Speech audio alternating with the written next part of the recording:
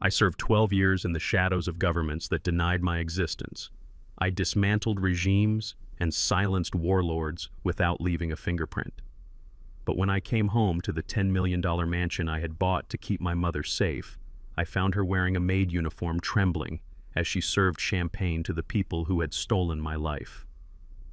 They looked at my mother and saw a servant. They looked at me and saw a homeless old man. They have no idea that the ghost they are mocking is the one who is about to dig their graves. Before I unleash hell, let me know where you are watching from in the comments below. Hit like and subscribe if you believe that disrespecting your elders is a crime that deserves the ultimate punishment. My name is Lucius King. Most people think I died in a boating accident off the coast of Panama 5 years ago. That was the cover story my handlers gave my family when I went deep undercover for a final off-the-books operation. I am 73 years old, but the limp I carried as I stepped out of the taxi at JFK Airport was only half real. My left knee clicks when it rains a souvenir from a fall in Kabul, but I exaggerated the stoop in my shoulders. I needed to look like exactly what I was on paper, a broken, forgotten old man with nothing but a duffel bag and a faded army jacket. The taxi driver, a young kid with headphones around his neck, had looked at me in the rearview mirror with skepticism when I gave him the address in the Hamptons. He asked me 3 times if I was sure. People who look like me wearing boots that have seen more mud than pavement do not usually go to that part of Long Island unless they are there to cut the grass or clean the pool. I just handed him a wad of crumpled cash I had exchanged at the border. I did not tell him that I bought the land he was driving toward before the developers even knew it existed. I did not tell him that the house sitting on that cliff was designed by me, paid for with blood money earned in places God forgot specifically, so my mother Odessa would never have to lift a finger again for the rest of her life. I had wired the money to my daughter Tiana and her husband Brad 12 years ago. The instructions were simple: build the house, move Mama in, hire the best nurses, keep her happy. I stayed away to keep them safe from my enemies. Now that I was retired, officially a ghost, I was coming home to surprise them. I imagined Mama sitting on the porch wrapped in a blanket looking at the ocean. I imagined Tiana running out to hug me. But as the taxi rounded the final bend of the private driveway, the fantasy evaporated like mist. The iron gates I had paid for were closed. A security booth, which was not in the original blueprint, stood guard like a checkpoint. Loud thumping bass music vibrated through the closed windows of the cab. The driveway was lined with cars that cost more than most people earn in a decade. Porsches, Bentleys, a bright yellow Lamborghini. The taxi driver hesitated. He said he could not go further without a pass. I told him to let me out right there. I grabbed my duffel bag and stepped onto the gravel. The wind was cold, carrying the salt spray from the Atlantic, but it also carried the smell of expensive cigars and roasting meat. I walked up to the pedestrian gate. A security guard, a man half my size with a uniform that was too tight, stepped out. He looked me up and down with a sneer that I had seen on 1,000 faces before. He saw a black man in dirty clothes and assumed I was lost or begging. He did not ask for my name, he just pointed a thumb back toward the main road. He told me the delivery entrance was 2 miles back and that the kitchen was not taking handouts today. I did not argue. I did not tell him that the ground he was standing on belonged to me. In my line of work, you do not storm the front door when you can slide through the cracks. I apologized, pitching my voice to sound raspy and weak. I told him I was looking for Odessa King. I said I was an old friend from the church. The guard laughed. He said there was no Odessa King listed as an owner here. He said the estate belonged to Mr. and Mrs. Sterling, Brad and Tiana. My stomach tightened. The house was supposed to be in Mama's name. That was the deal. The guard stepped closer, his hand resting on his taser. He told me to turn around and start walking before he called the cops to haul me away for trespassing. I shuffled away, dragging my left leg. I waited until I was around the bend, out of his line of sight. Then the limp vanished. I moved into the dense line of hedges that bordered the estate. I knew these hedges. I knew the perimeter fence behind them because I was the one who insisted on the reinforced steel mesh. But I also knew the flaw. 12 years ago, I had instructed the contractors to leave a service hatch behind the generator unit on the north side, just big enough for a man to squeeze through in an emergency. It was meant to be an escape route for my family. Today, it was my way in. I moved through the underbrush with the silence of a predator. The years fell away. My breathing slowed. My senses sharpened. I found the hatch concealed under overgrown ivy. It was rusted, but it opened. I slipped through and found myself in the shadow of the massive generator, the hum of the machine masking my movements. I was inside the compound. The backyard was a spectacle of excess. The infinity pool I had designed for my mother's hydrotherapy was filled with floating inflatable swans. Dozens of people were mingling, holding crystal flutes, laughing with their heads thrown back. They were young, beautiful, and completely oblivious. Waiters in white tuxedos woven through the crowd with trays of hors d'oeuvres. I stayed in the shadows of the landscaped garden, crouching behind a row of ornamental topiaries. I scanned the faces. I was looking for Tiana. I wanted to see my little girl. I wanted to see the woman she had become, but I did not see her. Instead, I saw him, Brad Sterling, my son-in-law. He was standing near the poolside bar wearing a white linen suit that probably cost $5,000. He was holding a glass of whiskey, gesturing wildly as he spoke to a group of men who looked like bankers. He looked heavier than the last photo I had seen, his face flushed with alcohol and arrogance. He was laughing, a loud barking sound that grated on my nerves. I watched him slap one of the men on the back, playing the role of the generous host, the king of the castle. And then I saw her. At first, I didn't recognize the woman standing near the patio doors. She was tiny, shrunken by age and gravity. She was wearing a black dress with a white apron, the kind of uniform you see in movies about the 1950s. It was ill-fitting, hanging loosely off her frail shoulders. She was holding a heavy silver tray loaded with empty glasses. Her hands were shaking. The tray rattled a soft metallic trembling that no one else seemed to notice. I squinted. The woman turned her head slightly to avoid a guest who bumped into her without apologizing. The profile was unmistakable. The high cheekbones. The silver hair pulled back into a tight, severe bun. The eyes that had watched me grow up, that had cried when I went to war, that had prayed for me every night for 40 years. It was Mama. My heart hammered against my ribs like a sledgehammer. My vision narrowed. The world turned red at the edges. This was the woman I had built this fortress for. This was the woman who was supposed to be the queen of this estate. And she was standing there, dressed like a servant, invisible to the people partying in her home. I watched as she struggled to keep the tray steady. A young woman in a sequined dress bumped into her again, harder this time. A glass tipped over and shattered on the slate patio. The sound cut through the music. The conversation near the bar stopped. Brad Sterling turned around. The smile vanished from his face, replaced by a look of pure, unadulterated annoyance. He didn't rush over to see if the old woman was hurt. He didn't apologize to his guests for the accident. He marched over to her, his expensive shoes crunching on the broken glass. I was close enough to hear him. I was close enough to snap his neck before his body hit the floor. But I froze. I needed to see this. I needed to know the depth of the rot. Brad loomed over her. He was a foot taller than my mother. He pointed a finger in her face. He didn't call her Mom. He didn't call her Mrs. King. "Jesus Christ, Nana," he hissed, his voice dripping with venom. "How hard is it to hold a tray? You're embarrassing me." Mama looked down at her feet. She looked terrified. "I'm sorry, Mr. Brad," she whispered. Her voice was thin, cracked. "My hands. The arthritis." "I don't care about your hands," Brad snapped loud enough for the nearby guests to hear. He grabbed the tray from her, shoving it onto a nearby table with a clatter. "I told you if you want to stay in this house, you have to earn your keep. We don't run a charity here. Clean this up, now, before I decide to put you back in the basement room with no window." The basement. The blood in my veins turned to ice. I had designed the basement as a wine cellar and storage. It was cold, damp, unfinished. Mama fell to her knees. She began picking up the shards of glass with her bare, trembling hands. A jagged piece sliced her thumb. A drop of bright red blood fell onto the white patio stone. She didn't flinch. She just kept cleaning, wiping the blood away with her apron. Brad turned back to his guests, his smile switching back on like a light bulb. "Sorry about that, everyone," he announced, his voice booming with fake charm. "Good help is so hard to find these days, especially when you inherit them."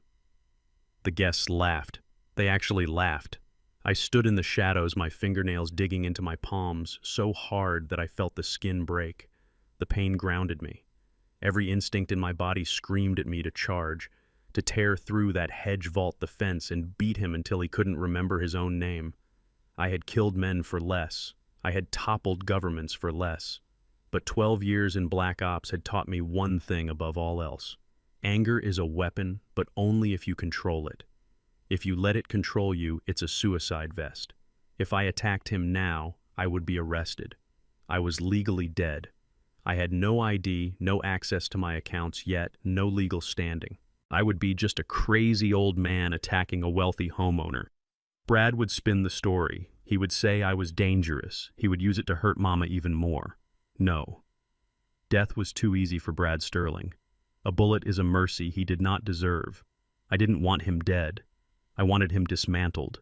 I wanted him to lose his money, his status, his freedom, and his pride.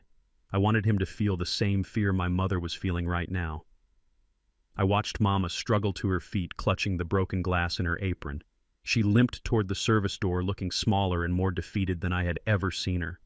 I took a deep breath, forcing my heart rate to slow down. I released my fists. I wiped the blood from my palms onto my jeans. I stepped back deeper into the foliage. I had seen enough to know the war had started, but I was missing one piece of intelligence. Where was Tiana? Was she part of this? Did she know her husband was treating her grandmother like a slave? Or was she a victim too? I couldn't move against Brad until I knew where my daughter stood.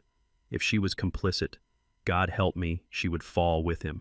If she was a prisoner, I would burn the world down to free her. I adjusted the collar of my ragged jacket. I wasn't Lucius King, the wealthy owner tonight. I wasn't the father coming home. Tonight I was just a ghost. And ghosts are very good at haunting houses without being seen. I circled around the back of the property toward the kitchen entrance where Mama had disappeared. The sun was setting, casting long, dark shadows across the lawn. The party was getting louder, the lights in the pool turning the water a neon blue. I slipped into the darkness. The hunt was on. Here is the detailed script for Part 2, written in English as requested, optimized for AI voice reading with a natural flow and emotional depth. I stood in the shadow of the doorway watching the woman who used to be my little girl. Tiana was sitting at the massive marble island in the center of a kitchen that cost more than my first house. It was 11 in the morning on a Tuesday, but she was pouring herself a glass of amber liquid that definitely wasn't apple juice. Her hands were shaking. I watched the crystal decanter rattle against the rim of the glass. The sound echoed in the empty, sterile room like a cry for help. She looked terrible. The vibrant, glowing girl I remembered had been replaced by a ghost. Her skin was pale and her eyes were surrounded by dark, bruised circles that makeup couldn't hide. She looked like she hadn't slept in a week, or perhaps she was terrified of what she saw when she closed her eyes. I felt a sharp pain in my chest, a physical ache that had nothing to do with my old joints and everything to do with a father's broken heart. I wanted to run to her and knock that glass out of her hand and wrap her in a blanket, but I froze. I caught my reflection in the stainless steel refrigerator. I barely recognized myself, so I knew she wouldn't either. My beard was thick and gray, untrimmed for months. My skin was weathered from working outdoors, and I had lost 30 pounds. I looked like a drifter. I looked like nobody. That was exactly what I needed to be. Tiana looked up and spotted me. She didn't jump. She didn't scream. She just looked at me with dull, lifeless eyes, as if seeing a stranger in her kitchen was the least of her problems. "Who are you?" she asked. Her voice was raspy. I bowed my head slightly, adopting the posture of a man who is used to being invisible. "The agency sent me, ma'am. I'm the new maintenance man, the gardener." She blinked slowly, trying to process the information through the fog of alcohol. "Oh, right. The other one. Brad fired him yesterday. Something about the roses." She waved her hand dismissively, a gesture that looked too heavy for her thin wrist. "Just don't make any noise." "My husband. Brad. He has a headache. Everyone has a headache in this house." She turned back to her drink, and I felt a wave of relief mixed with sorrow. She didn't know me. My own daughter looked right at me and saw nothing but a servant. I walked past her, moving deeper into the house. It was a cold place. Everything was white or gray or chrome. It felt less like a home and more like a showroom or a clinic. There were no photos on the walls, no clutter, no signs of life. I needed to find Odessa, my wife, the woman who had stuck by me through bankruptcy and illness, the woman who deserved to be sitting on a throne, not hidden away in this mausoleum. I found her in the laundry room. I stood in the doorway and my knees almost gave out. They hadn't given her a room. They had put a folding cot in the narrow space between the washing machine and the wall.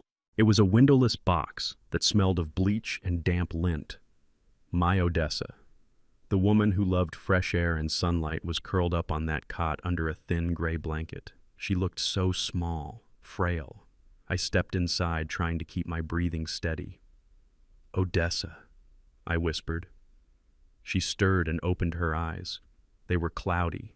The dementia had been stealing her away from me by inches for the last 2 years, but seeing the vacancy in her stare now broke me all over again. She looked at me, and a small, confused smile touched her lips. "Lucius," she whispered, "you're late for supper." I knelt beside her, grasping her cold hand. "I'm here, Odessa. I'm here." She patted my rough cheek. "Lucius is coming back. He didn't die. They said he died, but he didn't.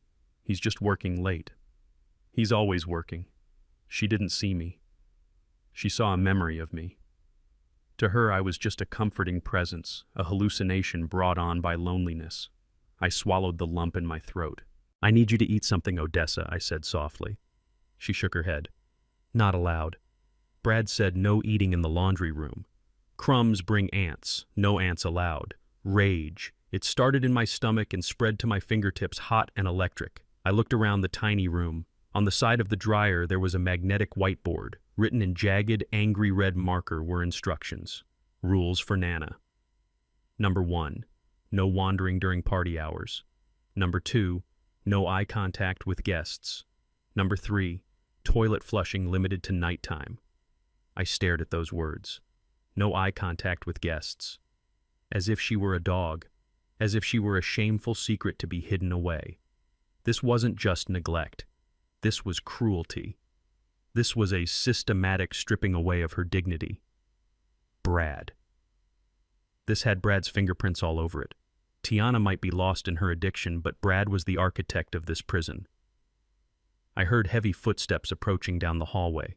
The sound of expensive leather shoes striking the hardwood floor with arrogant purpose. I stood up quickly and moved away from Odessa, pretending to inspect the washing machine. A man filled the doorway. Brad. He was younger than I expected, but he carried himself with the unearned confidence of a man who has never been told no. He was wearing a suit that cost more than I used to make in a year. He was holding a phone to his ear, but when he saw me, he lowered it. "Who the hell are you?" he barked. I kept my head down. "New hire, sir. From the agency. For the garden and the repairs." Brad looked me up and down, his lip curling in disgust. "You look like a hobo. Did they pick you up off the street? I pay that agency a premium for top-tier staff, and they send me Santa Claus on meth." I didn't answer. I just gripped the wrench in my pocket, my knuckles turning white. "Get out," he spat. "I'm calling them right now. You're fired. Get off my property before I call the cops." He turned his back on me, dialing a number on his phone. I was about to lose my access. I was about to lose the only chance I had to save them. I needed a miracle. Suddenly, a loud, grinding noise echoed from the backyard. It sounded like metal chewing on metal, followed by a high-pitched whine. Brad froze. "What is that? What did you break?" "It's the pool pump, sir," I said quietly. My voice was steady. "It sounds like the bearings are seized. If it runs like that for another 5 minutes, the motor will burn out. That's a $10,000 replacement." Brad looked panicked. He rushed to the back door, looking out at the massive infinity pool. "Well, don't just stand there, make it stop." I walked past him. I moved with a speed that belied my age. I went out to the pump house. I knew this model. I knew machines. Machines were honest. They didn't lie, they didn't cheat, they didn't treat their mothers like animals. If you treated a machine with respect, it worked. I grabbed a specialized tool from my belt. I bypassed the safety switch and adjusted the tension on the impeller. It was a temporary fix, a trick I learned 30 years ago working on industrial turbines. In 30 seconds, the grinding stopped. The whine faded into a gentle hum. The water began to circulate smoothly again. I wiped my greasy hands on a rag and turned around. Brad was watching me. The panic in his eyes had been replaced by calculation. He was doing the math. "I saved the motor," I said. "It will hold, but you need a new bearing eventually." Brad hung up his phone. He looked at the pump, then back at me. The other guy said we needed a whole new system. He quoted me 15 grand. He was lying, I said. Or he was stupid. "You just need a $50 part and someone who knows how to install it." Brad smiled. It wasn't a nice smile. It was the smile of a predator who just found a wounded animal he could use. "You know how to fix the HVAC too. The AC is making a noise." I nodded. "I can fix anything, sir." Brad laughed, a sound devoid of humor. Well, aren't you a hidden treasure? Fine. You can stay. But don't think you're getting full rate. Since you look like a bum, I'm paying you off the books. Cash. Half the agency rate. Take it or leave it.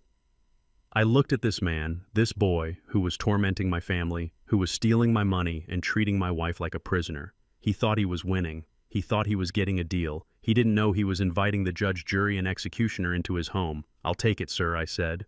Good, Brad said, turning to walk away. And shave that beard. You look ridiculous. Oh, and old boy. I looked up. Stay out of the main house unless called. You sleep in the shed. He walked away, leaving me standing by the humming pool pump. I looked up at the second-floor window where I could see Tiana's silhouette, glass in hand. I looked at the small vent that led to the laundry room where Odessa was sleeping. Old boy. He called me old boy. I reached into my pocket and touched the small voice recorder I had been running the entire time.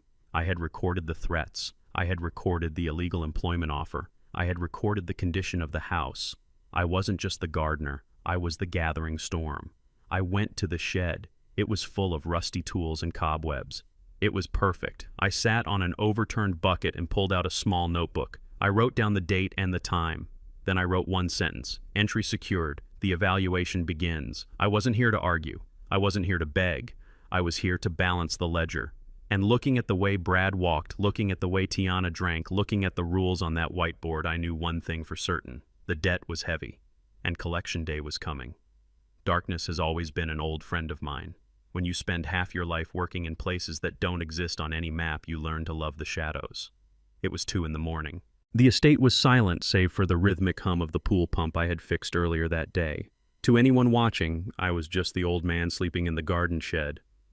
But I wasn't sleeping. I was preparing for war. I slipped out of the shed dressed in black. I didn't need a balaclava or tactical gear. I just needed my hands and the skills that had been dormant for too long. The back door of the main house had a smart lock. Expensive, fancy, and completely vulnerable if you knew that this specific model had a magnetic bypass flaw. I didn't even have to touch the keypad. A strong magnet placed at the right angle and the solenoid clicked open with a soft surrender. I was inside. The house felt different at night. Without the pretentious dinner parties and the clinking of wine glasses, it felt hollow. It felt like what it was, a crime scene.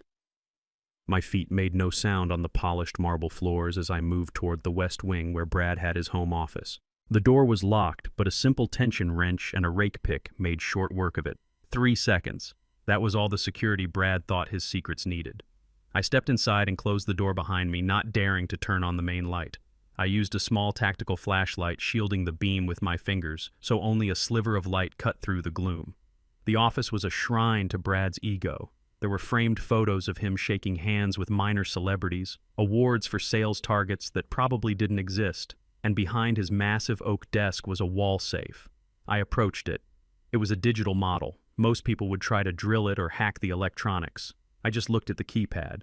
The numbers 2, 4, and 8 were slightly more worn than the others. Grease from fingertips leaves a story if you know how to read it. I tried his birthday. Nothing. I tried Tiana's birthday. Nothing. Then I tried the date they bought this house. Beep. Click. The heavy steel door swung open. I exhaled slowly, letting the tension drain from my shoulders. Inside were stacks of cash rubber banded together, passports, and a thick leather folder. I bypassed the cash. Money was just paper. I wanted the truth. I pulled out the leather folder and opened it on the desk. The first document that slid out made my blood run cold. It was a death certificate. Name, Lucius King. Date of death, October 14th, 5 years ago. Cause of death, accidental drowning. Boating accident off the coast of Baja. Body status, not recovered. I stared at the paper and my hand shook not from fear but from a rage so pure it felt like white heat. They had killed me. While I was lying in a hospital bed in a foreign country fighting a fever that almost took my brain, they had decided I was better off dead. They didn't just abandon me, they erased me. I looked at the signature at the bottom. It was Tiana's, my daughter, the girl I had taught to ride a bike. The girl I had carried on my shoulders. She had signed a legal document swearing that I was dead so she could access the trust fund. So that was how they did it. That was how they got the house. The trust was set up to release funds only upon my death or my 85th birthday. They couldn't wait. They wanted the money now. They turned a missing person case into a funeral without a body. I flipped the page. There was more. Behind the death certificate was a loan agreement. But this wasn't from a bank. There was no logo of a reputable financial institution. The header just said, Janus Holdings. I knew that name. I knew it from files I had read a lifetime ago. Janus Holdings was a front for an organized crime syndicate operating out of the darker corners of the city. They didn't give loans based on credit scores. They gave loans based on blood. I scanned the numbers and my stomach dropped. Principal amount, $5 million. Interest rate, 20% monthly, collateral. The King Estate. Brad wasn't just a spoiled brat. He was a gambler and a fool. He had borrowed $5 million from sharks and he had put my house, Odessa's house, on the line. I did the math quickly in my head. Based on the dates, he was already 3 months behind on payments. That explained the lack of staff. That explained the cheap repairs. He was drowning. And when the water finally went over his head, he wasn't going to be the only one who suffered. These people didn't foreclose with lawyers. They foreclosed with fire and baseball bats. They would throw Odessa out on the street or worse. I took out my phone and snapped high-resolution photos of every document, the death certificate, the loan agreement, the forged signatures. I had the evidence of fraud. I had the evidence of their desperation. But I wasn't done. Information is good, but intelligence is better. I needed to know what Brad was planning. I needed to hear the panic in his voice when he thought he was alone. I reached into the deep pocket of my work trousers. I didn't just carry wrenches. I pulled out a small black case. Inside were 3 listening devices. These weren't the cheap bugs you buy at a spy shop. These were military-grade piezoelectric microphones, the size of a grain of rice. Battery life of 6 months, impossible to detect with standard sweepers. I moved to the landline phone on the desk. Brad was old-fashioned in his affectations. He liked making deals on a corded phone. It made him feel powerful. I unscrewed the mouthpiece. It took 10 seconds to solder the bug into the existing circuitry. Now every call he made, every threat he received would be recorded directly to my server. But the office wasn't enough. A man like Brad does his dirtiest business when he thinks he's moving. I packed up the safe exactly as I found it. I wiped the keypad with a microfiber cloth to remove my fresh prints. I locked the office door behind me and moved toward the garage. The garage was a cavernous space smelling of rubber and premium wax. In the center sat a silver sports car, German engineering, fast, loud. It was Brad's pride and joy. I slid underneath the chassis. It was low to the ground, but I was thin now. The hunger of the last few years had stripped away the fat, leaving only sinew and bone. I located the rear wheel well. There was a hollow space inside the frame rail. Perfect. I attached the second device. This one was a GPS tracker combined with an audio transmitter. It would tell me where he went, who he met, and what he said. If he drove to meet his loan shark, I would know. If he went to sell my wife's jewelry, I would know. I slid out from under the car and dusted myself off. I stood in the silence of the garage looking at this machine that cost more than most people earn in a decade. Brad thought this car made him a man. He thought the suit made him a king. He was about to learn that a king isn't defined by what he owns, but by what he protects. I made my way back to the garden shed. The night air was cool against my skin. I slipped inside my humble quarters and sat on the cot. I put on my headphones and typed a command into my laptop. The screen flickered to life. 2 green dots appeared on the map. Audio streams active. I could hear the silence of the office. I could hear the settling of the car engine in the garage. I lay back staring at the wooden beams of the shed roof. The anger was still there, burning in my gut, but it was controlled now. It was fuel. They had signed my death certificate. They thought Lucius King was a memory, a ghost to be forgotten. Well, they were half right. I was a ghost now. But I wasn't the kind that fades away. I was the kind that haunts. I closed my eyes, but I didn't sleep. I listened. I waited for the sun to rise. Because when the sun rose, Brad would wake up. He would make his coffee. He would make his calls. And I would be the shadow in the corner catching every word. The game had changed. They were playing for money. I was playing for souls. And I had just dealt myself a winning hand. The sun was setting over the estate, casting long shadows that looked like bars across the manicured lawn. It was supposed to be a celebration. My wife Odessa was turning 92 years old today. 92 years of grace and hard work and love. In a normal world, this day would be filled with her favorite lemon cake and the sound of her great-grandchildren laughing. But we were not living in a normal world. We were living in Brad's world. Brad had promised Tiana that he would throw a party for her mother. He called it a celebration of heritage. But as I trimmed the hedges near the patio, pretending to be the invisible gardener, I saw the truth. There were no balloons for Odessa. There was no family. Instead, the driveway was filling up with luxury cars, Porsches, Ferraris, Bentleys. The guests were not family friends. They were investors. Brad was using my wife's birthday as a backdrop for a product launch. He was selling some new high-tech investment scheme to a group of wealthy, disconnected socialites who wouldn't know dignity if it stared them in the face. I adjusted my grip on the heavy pruning shears. The metal was cool against my palm, but my blood was boiling hot. I kept my head down, pulling the brim of my hat lower, but my eyes missed nothing. Then I saw her. My heart stopped. Brad led Odessa out onto the patio. They hadn't dressed her in her Sunday best. They hadn't put her in the floral dress she loved. Brad had dressed her up like a prop. He had her wearing an old-fashioned apron and a head wrap. He had dressed the matriarch of the King family like a caricature of a servant from a century ago. She looked confused. Her eyes darted around the crowd, seeking a familiar face. She looked terrified. "Ladies and gentlemen," Brad announced, his voice booming with fake charisma, "I present to you the inspiration behind our traditional values initiative. This is Nana. She has been with the family forever, a true relic of a simpler time." The crowd applauded politely, sipping their champagne. They didn't see a human being. They saw a mascot, a novelty. Brad placed a hand on her frail shoulder. His grip looked tight. Too tight. "Nana," he said, loud enough for everyone to hear, "why don't you sing for us?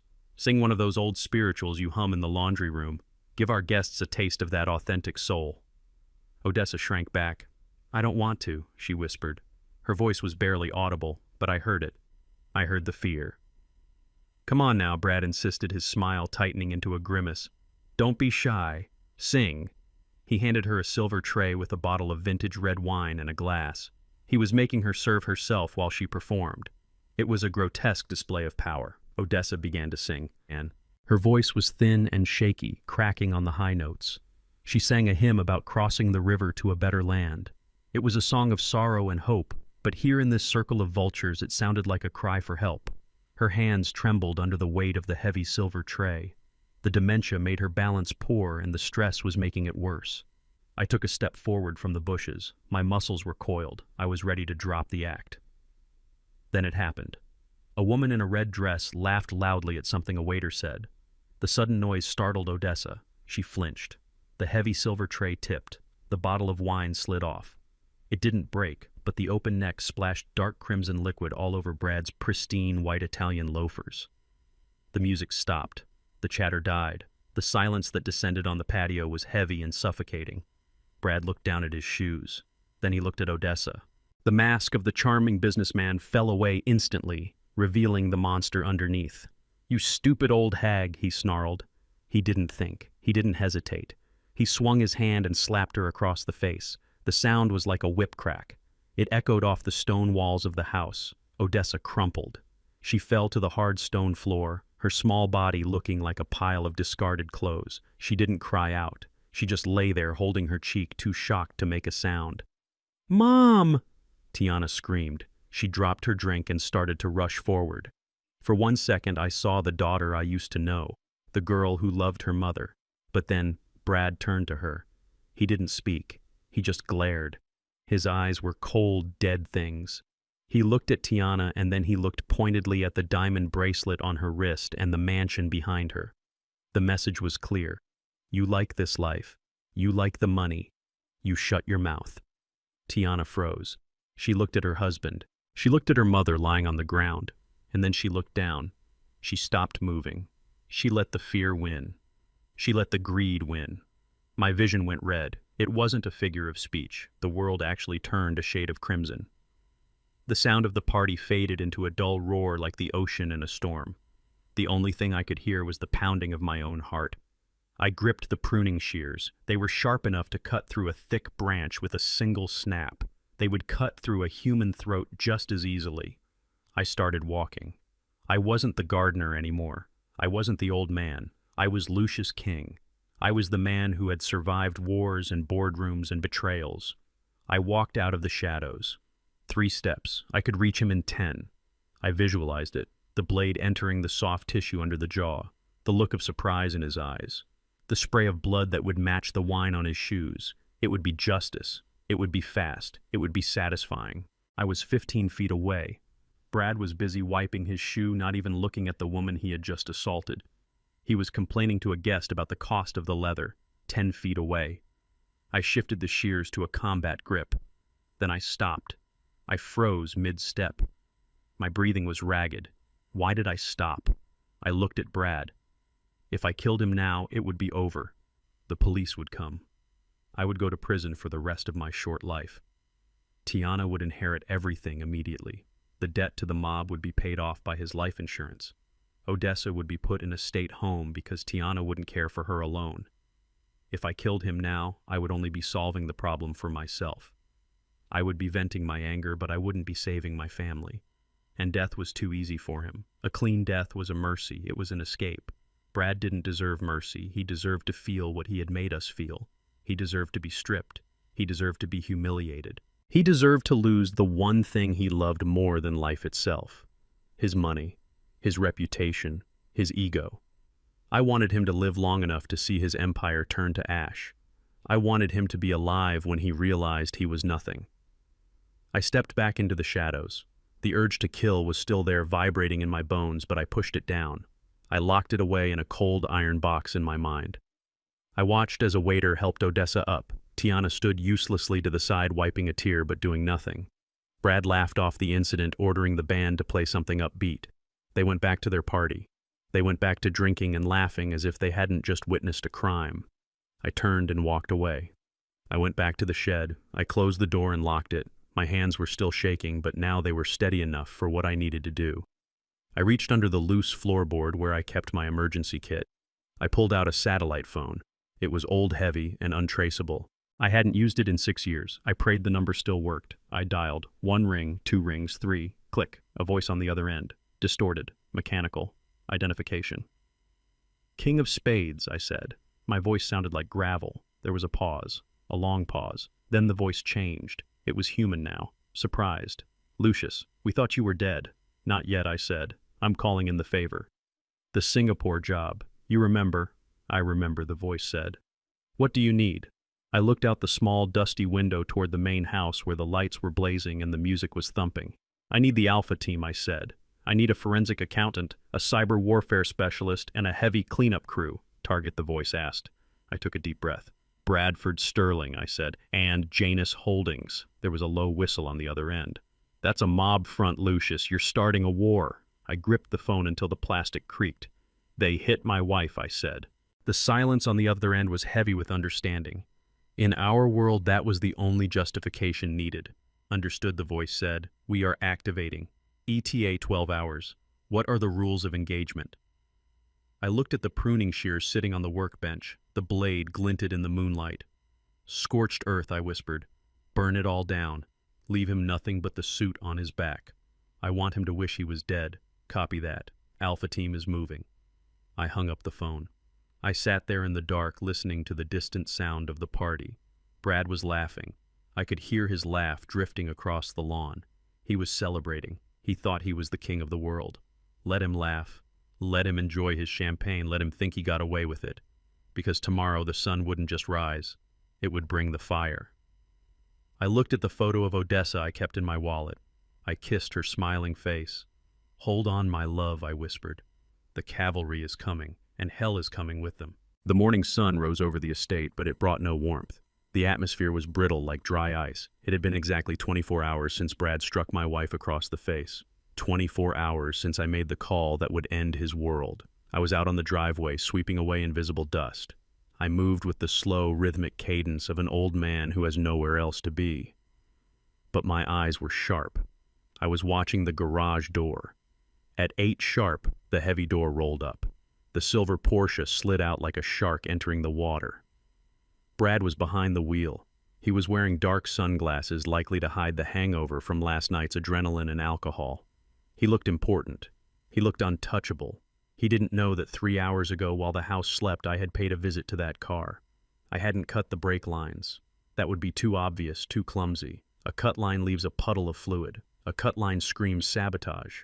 Instead, I had introduced a small bubble of air into the hydraulic system and loosened the caliper sensor on the front left wheel.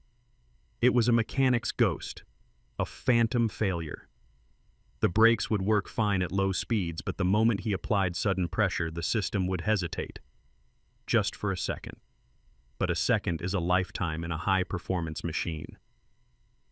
Brad gunned the engine. The exhaust note roared, echoing off the stone walls of the manor. He peeled out of the garage, accelerating too fast down the winding driveway. He wanted to feel powerful. I leaned on my broom and watched. At the end of the driveway, there was a sharp turn before the main gate. A massive cluster of ornamental hedge bushes lined the curve. Brad approached the turn. I saw his brake lights flare red, then they flickered. The hesitation happened exactly as I had calculated. The car didn't stop. It lurched. I heard the screech of tires losing grip on the asphalt. Then came the crunch. It wasn't the sound of a fatal impact. It was the sickening sound of fiberglass and expensive metal tearing against thick wood branches. The Porsche plowed nose first into the hedge. The front bumper shattered, sending shards of silver plastic flying into the air like confetti. The hood buckled. Smoke hissed from the radiator. I didn't smile. I didn't flinch. I just kept sweeping. Brad kicked the door open. He stumbled out, his face purple with rage. He wasn't hurt. The airbags hadn't even deployed, but his pride was totaled.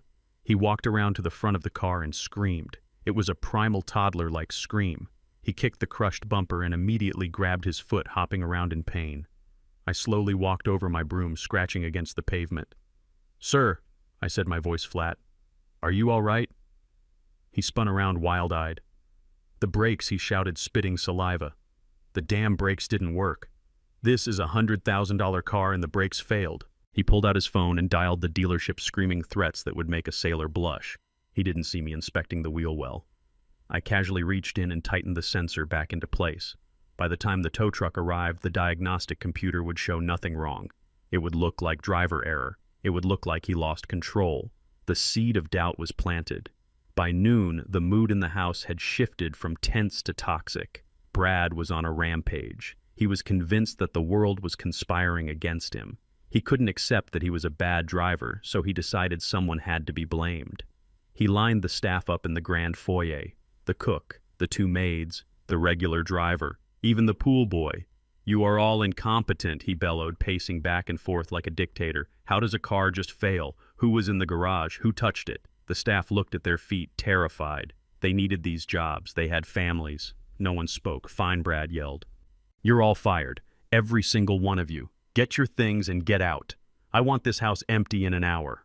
I'll hire professionals who know how to respect my property." Tiana stood on the stairs watching. She looked pale. "Brad," she said softly, "you can't fire everyone. Who will cook? Who will clean?" "I don't care," Brad snapped. "I'd rather live in filth than with traitors." He turned and saw me standing by the door holding a bucket of fertilizer. He paused. He looked me up and down. I made myself look smaller. I let my mouth hang open slightly, giving him the impression of a simpleton who barely understood English. "Not you," he grunted, pointing a finger at my chest. "You stay. You were outside sweeping when it happened, and you're too stupid to know how to sabotage a car." I nodded slowly. "Yes, sir. Thank you, sir." He dismissed the others with a wave of his hand. I watched as the loyal staff who had served this house for years packed their bags in tears. I felt a pang of guilt, but I pushed it down. They were better off away from here. They were escaping a sinking ship. I was the one drilling the holes. Now we were alone. Just Brad, Tiana, the bedridden Odessa, and me. The isolation was part of the plan. Night fell heavy and cold. The forecast called for a frost. Perfect. I waited until lights out at 11. I went to the basement utility room.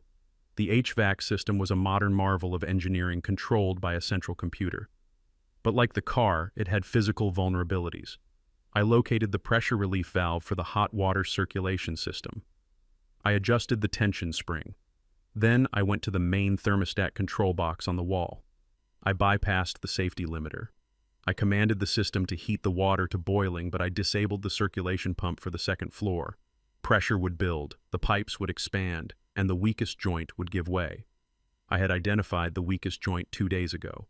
It was the connector valve right above the master bedroom. I went back to my shed and waited. At 2 in the morning, chaos erupted. It started with a loud bang like a gunshot inside the walls. Then came the sound of rushing water. I ran to the main house acting the part of the concerned servant. I found Brad and Tiana in the hallway. They were soaked. Water was spraying from the ceiling vent in their bedroom, turning their expensive silk sheets into a soggy mess. The water wasn't hot by the time it sprayed, but it was freezing cold coming from the ruptured main line mixing with the boiler water. "Do something!" Brad shrieked. He was shivering, his hair plastered to his skull. I ran to the basement and shut off the main valve.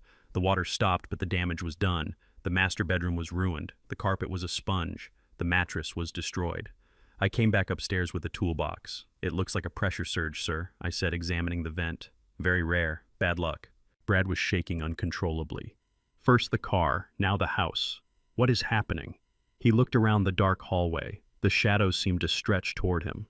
For the first time I saw fear in his eyes. Not anger, fear. He was beginning to feel like the universe was targeting him. I fixed the pipe temporarily. "You'll have to sleep in the guest room, sir," I said. "The heat is off for the night." He didn't argue. He just retreated to the guest room, dragging a wet blanket behind him. But I wasn't done. The physical attacks were just the softening up artillery. Now it was time for the chemical warfare. Brad was a health fanatic. Every morning with his coffee he took a handful of supplements, vitamins, fish oil, and a proprietary blend of nootropics called Brain Force. He claimed they made him sharper, gave him an edge in business. I had found his stash in the kitchen pantry. I had also acquired something else. Through my contacts, the same ones who were sending the Alpha team, I had received a small package. Lysergic acid diethylamide, LSD, but not a recreational dose. I wasn't trying to send him on a trip to the cosmos. I was microdosing him. I sat in the kitchen while the house was quiet. I carefully opened the capsules of his brain supplements. I used a dropper to add a minute amount of the liquid to each capsule, just enough to alter perception, just enough to make colors too bright, to make sounds too loud, to make the peripheral vision crawl with movement that wasn't there. I sealed the capsules back up and placed the bottle back on the shelf. The next morning, Brad came down to the kitchen. He looked exhausted. He grabbed the bottle and swallowed 3 pills with a gulp of black coffee. I was outside washing the windows. I watched him through the glass. 30 minutes later, it began. Brad was sitting at his laptop trying to work. Suddenly, he stopped typing. He rubbed his eyes. He looked at the painting on the wall. It was a modern abstract piece. He frowned. He tilted his head. To him, the shapes in the painting were starting to breathe. The red lines were pulsing like veins. He looked at his hands. He flexed his fingers. He stood up and walked to the window. He looked right at me. I stared back. My face was expressionless. Brad blinked. He shook his head violently. To him, my face might have been shifting. My eyes might have looked like black pits. "Who are you?" he whispered. I could read his lips through the glass. He turned away, pacing the kitchen. He was agitated. He picked up his phone to make a call, but then put it down as if the phone was too hot. The paranoia was setting in. The accidents were making him feel unsafe physically. The drugs were making him feel unsafe mentally. He was losing his anchor to reality. I continued to wash the window, the squeegee making a long, low squeaking sound against the glass. Squeak, squeak, squeak. Inside the kitchen, Brad covered his ears. The sound was probably screaming at him. He looked at the ceiling where the water had come from last night. He looked at the driveway where his car had crashed. He looked at the empty house, devoid of servants. He was the king of a crumbling castle, and the ghosts were coming out of the walls. I dipped my sponge into the bucket. The water was dark and murky. "Enjoy the ride, Brad," I whispered to myself. "We are just getting started." Tonight I would move the furniture a few inches while he slept. Tomorrow I would whisper his name through the vents. He wanted to be a big man. He wanted to control everything. Let's see how much control he has when he can't trust his own eyes. The investigation into his finances was running in the background. The Alpha team was digging into his accounts.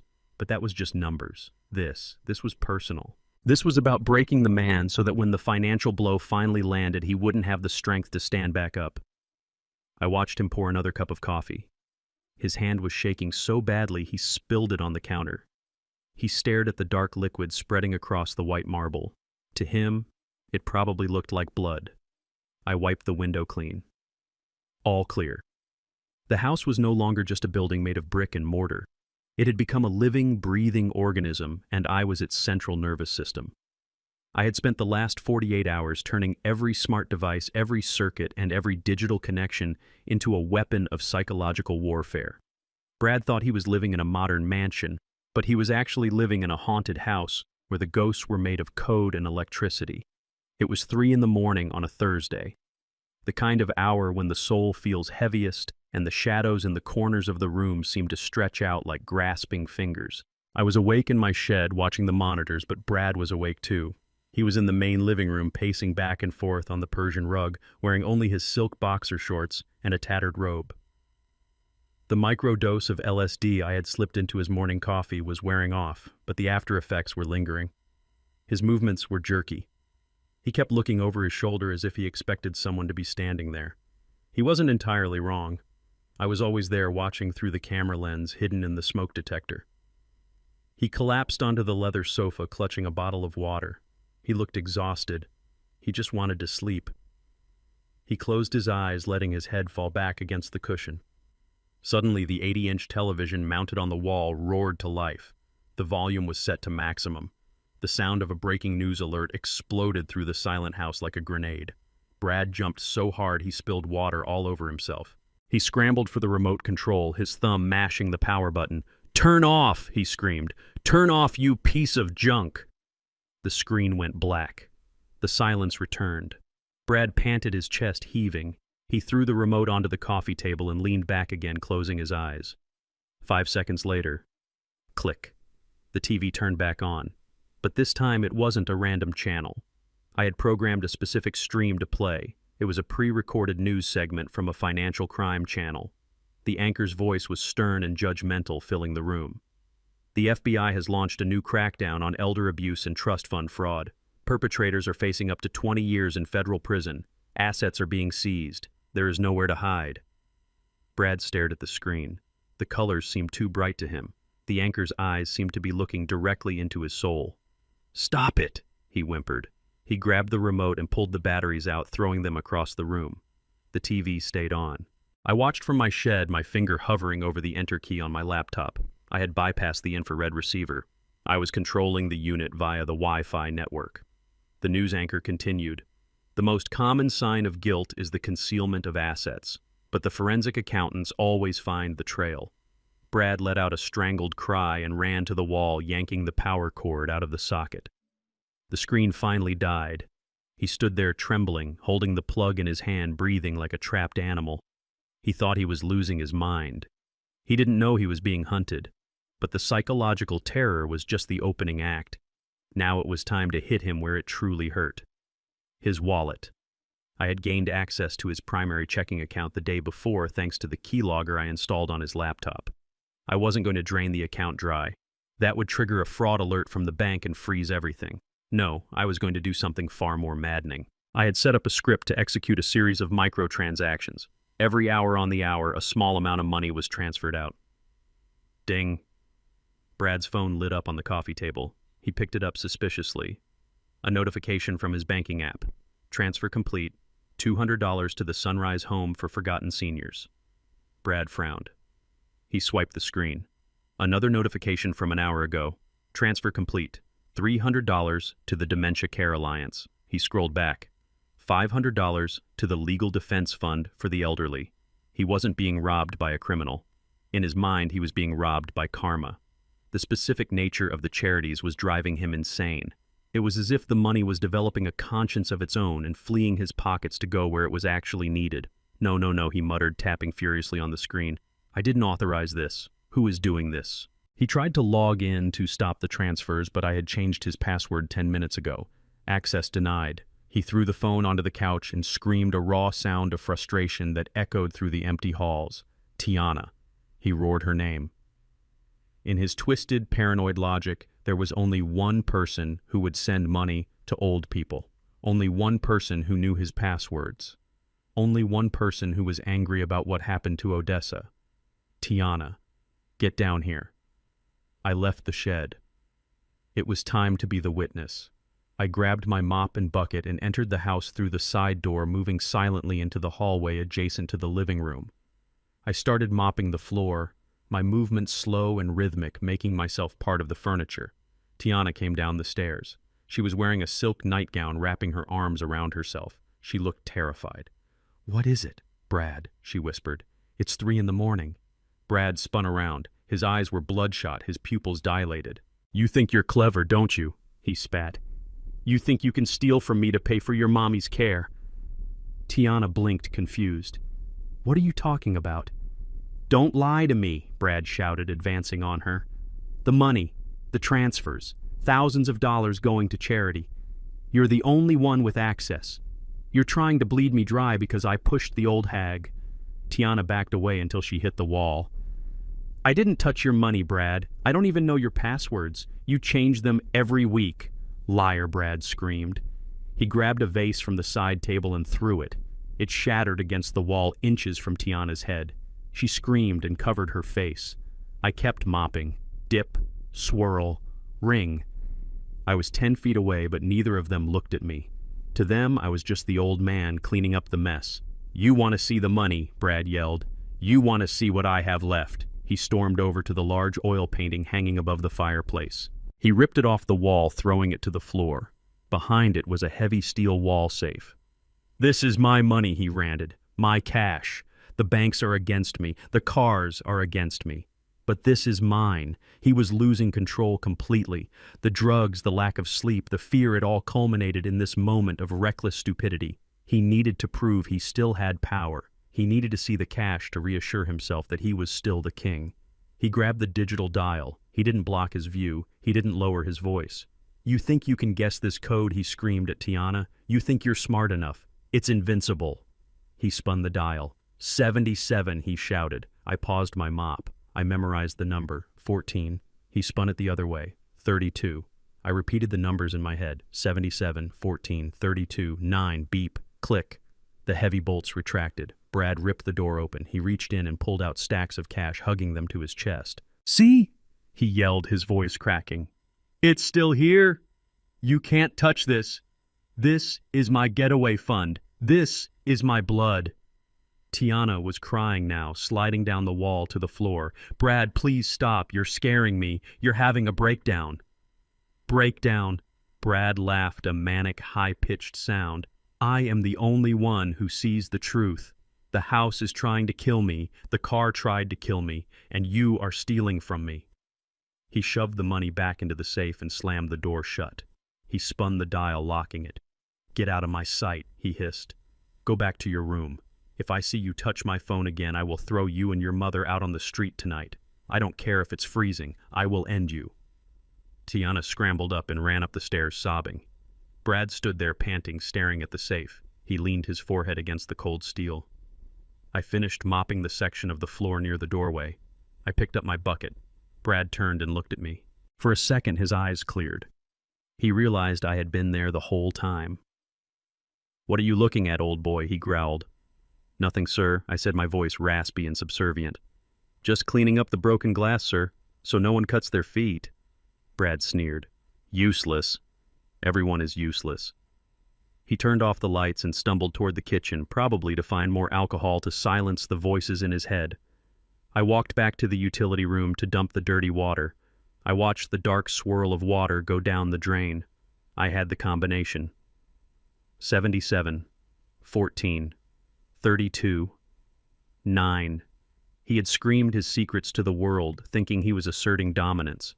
Instead, he had just handed me the key to his coffin. I didn't need to break the safe. I didn't need drills or explosives. He had given it to me. I went back to the shed. The Alpha team was arriving in 2 hours. The forensic accountant would need those physical documents inside the safe to nail the coffin shut on the tax evasion charges. The cash would be evidence of money laundering. But more importantly, inside that safe was the leverage I needed to free Tiana. I sat down at my small desk and opened my notebook. I wrote down the combination. The ghost in the machine had done its job. Brad was broken. He was isolating himself, attacking his allies, and exposing his vulnerabilities. Tomorrow the final phase would begin. Tomorrow we wouldn't just haunt him, we would materialize. And when he finally saw me, when he finally realized who the old gardener really was, it would be too late to run. I looked at the monitor one last time. Brad was sitting at the kitchen island, head in his hands. "Sleep well, Brad," I whispered. "You're going to need your rest, because you're about to have a very busy day." The house was quiet in the way a battlefield is quiet after the mortars stop falling. Brad was barricaded in his study, probably staring at the wall safe or trying to piece together the shredded remains of his sanity. The drugs and the paranoia had done their work. He was isolated in his own mind. Now it was time to isolate Tiana. I knew my daughter. I knew that beneath the layers of designer clothes and the mask of indifference she wore like armor, there was still the little girl who used to cry when she found a wounded bird. She wasn't evil, she was weak, she was trapped, and for the last 5 years she had been living with a monster who had convinced her that she had no other choice. I watched her from the shadows of the hallway. She was wandering aimlessly through the house. She looked like a prisoner in a 5-star hotel. She touched the expensive vases and the silk drapes, but there was no joy in her touch. She looked terrified. I had prepared the bait earlier that morning. I went to the small secret compartment in my old toolbox, the one thing I had managed to keep hidden in the shed. Inside were the treasures of a life that no longer existed. Not diamonds, not gold, but things that actually mattered. I took out a small wooden doll. It was crude, carved from a piece of aromatic cedar. I had made it for her when she was 6 years old because we couldn't afford the fancy plastic ones at the store. One of the arms was slightly shorter than the other, but she had loved it more than anything. She used to sleep with it under her pillow. I also took out a photograph. It was a Polaroid, faded now. It showed Tiana on the day of her high school graduation. She wasn't wearing expensive jewelry. She was wearing a cheap gown and a cardboard cap, but her smile was blinding. I was standing next to her, my arm around her shoulder, looking at her like she was the only star in the sky. I placed these items on the stone bench in the solarium. It was her favorite place to hide when Brad was on a rampage. It was the only room in the house that smelled like life because of the orchids I tended to daily. I retreated to the corner, pretending to prune a ficus tree. 10 minutes later, she drifted in. She was wearing an oversized sweater and no makeup. She looked so young and so tired. She sat down on the bench heavily, her shoulders slumping. Then she saw them. She froze. Her hand reached out, trembling, hovering over the wooden doll. She didn't pick it up at first, as if she was afraid it was a hallucination, as if Brad's madness was contagious. She touched the wood. She traced the uneven arm. Then she picked up the photo. I saw her breath hitch. Her shoulders began to shake. A sound escaped her lips, a low keen of pure grief that tore at my heart. She curled around the items, clutching them to her chest, rocking back and forth. I put down my shears. I walked over to her, slowly making sure my footsteps were audible so I wouldn't startle her. "Miss," I said softly. My voice was the gravelly rasp of the old boy. She jumped, wiping her eyes frantically, trying to compose herself. She tried to put the mask back on, but it was too late. The cracks were too wide. "I'm fine," she stammered. "I'm fine. Just go back to work." I didn't move. I stood a respectful distance away, holding my hat in my hands. "You don't look fine, miss," I said. "You look like someone who is carrying a mountain on her back." She laughed, a bitter, broken sound. "What would you know about it? You're just the gardener." I looked at the photo in her hand. "That looks like a happy day," I said, pointing a calloused finger. "Your father looked very proud." Tiana stared at the photo. Her tears started falling again, hot and fast. "He was," she whispered, "he was the best man I ever knew. And I let him down. I let him down so bad." I took a step closer. "Why do you say that?" "Because I'm here," she said, her voice rising with hysteria. "Because I'm living in this house built on lies. Because I signed papers I shouldn't have signed. Because I married a man who turned out to be—" She stopped. She looked around fearfully, checking the corners for listening devices. "Who turned out to be what, miss?" I asked gently. "A devil," she whispered. She looked up at me, and for the first time she really saw me. Not as a servant, but as another human being. She was desperate to confess. She was desperate for someone to tell her she wasn't crazy. "He says he'll kill me," she said. The words rushed out of her like water from a broken dam. "If I leave him. If I try to access the money. if I tell anyone about the loans. He said he would make it look like an accident, just like—" She covered her mouth. "Just like he made my father's death look like an accident." The air in the solarium went still. The truth was out. She hadn't killed me. She hadn't planned it. She had been coerced. She believed I was dead, and she believed Brad had done it. She was living with the man she thought murdered her father because she was terrified she would be next. I felt a wave of relief wash over me, so powerful my knees almost buckled. She was a victim, not a villain. I moved closer. I sat down on the bench next to her. A gardener does not sit with the mistress of the house. It was a breach of protocol. Tiana looked at me, shocked by my boldness. "What are you doing?" I looked into her eyes, the same eyes I had looked into the day she was born. "He can't hurt you anymore, Tiana," I said. My voice changed. I dropped the raspy accent. I spoke with my true voice, deep, resonant, the voice that used to read her bedtime stories. She froze, her pupils dilated. She pulled back, pressing herself against the stone wall. "Who are you?" she whispered. "Why did you say my name like that?" I didn't answer with words. Not yet. Words can be lies. Bodies tell the truth. I held out my right hand. I placed it palm down on the bench between us. It was an old hand weathered by sun and soil, but on the back of the hand, right between the thumb and the forefinger, was a scar. It was white and jagged, shaped like a perfect letter V. It happened when Tiana was 7. We were fishing. I had snagged a hook deep in my skin. She had cried and held my hand while the doctor stitched it up. She used to trace that scar when she was anxious. It was her safety anchor. Tiana stared at the hand. She stared at the scar. The world seemed to stop spinning. I could hear the hum of the ventilation system. I could hear the beat of my own heart. She reached out. Her finger trembled as she touched the white line of the scar. She traced the V. She looked up at my face. She looked past the beard. She looked past the wrinkles. She looked into my eyes. "Daddy," she breathed. It was barely a whisper, a sound so fragile it might have broken if the wind blew. I nodded slowly. She opened her mouth to scream, to cry out in joy and shock, to alert the whole house that the dead had risen. I moved instantly. I grabbed her shoulders and pulled her close, placing a finger firmly over her lips. "Shh," I hissed. Not a sound. She collapsed against my chest, sobbing silently into my dirty work shirt. Her whole body shook with the force of her release. It was the cry of a child who has been lost in the dark for years and finally sees a light. I held her. I smoothed her hair just like I used to. I felt her tears soaking through the fabric. "I'm here, baby girl," I whispered. "I'm here. I didn't die. I had to go away to survive, but I came back for you. I came back for Mama." She pulled back, looking at me with wild, desperate eyes. "Brad," she gasped. "If he knows, if he finds out—" "He won't know," I said, my voice hard as steel. "Not until we are ready." I gripped her shoulders and looked her dead in the eye. "Listen to me, Tiana. This is the most important thing you have ever done. You have to stop crying. You have to wipe your face." "But you're alive," she stammered, touching my cheek as if to verify I was real. "We can leave. We can just run." "No," I said. "We don't run. We don't retreat. We end this." I told her the plan. Not all of it, just enough.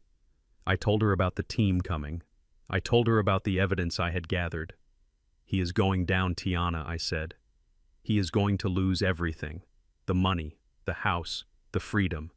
But I need you to be strong. I need you to go back in there and be the scared wife for one more day. Can you do that?" She took a deep breath. She looked at the wooden doll in her lap. She looked at the scar on my hand. She straightened her back.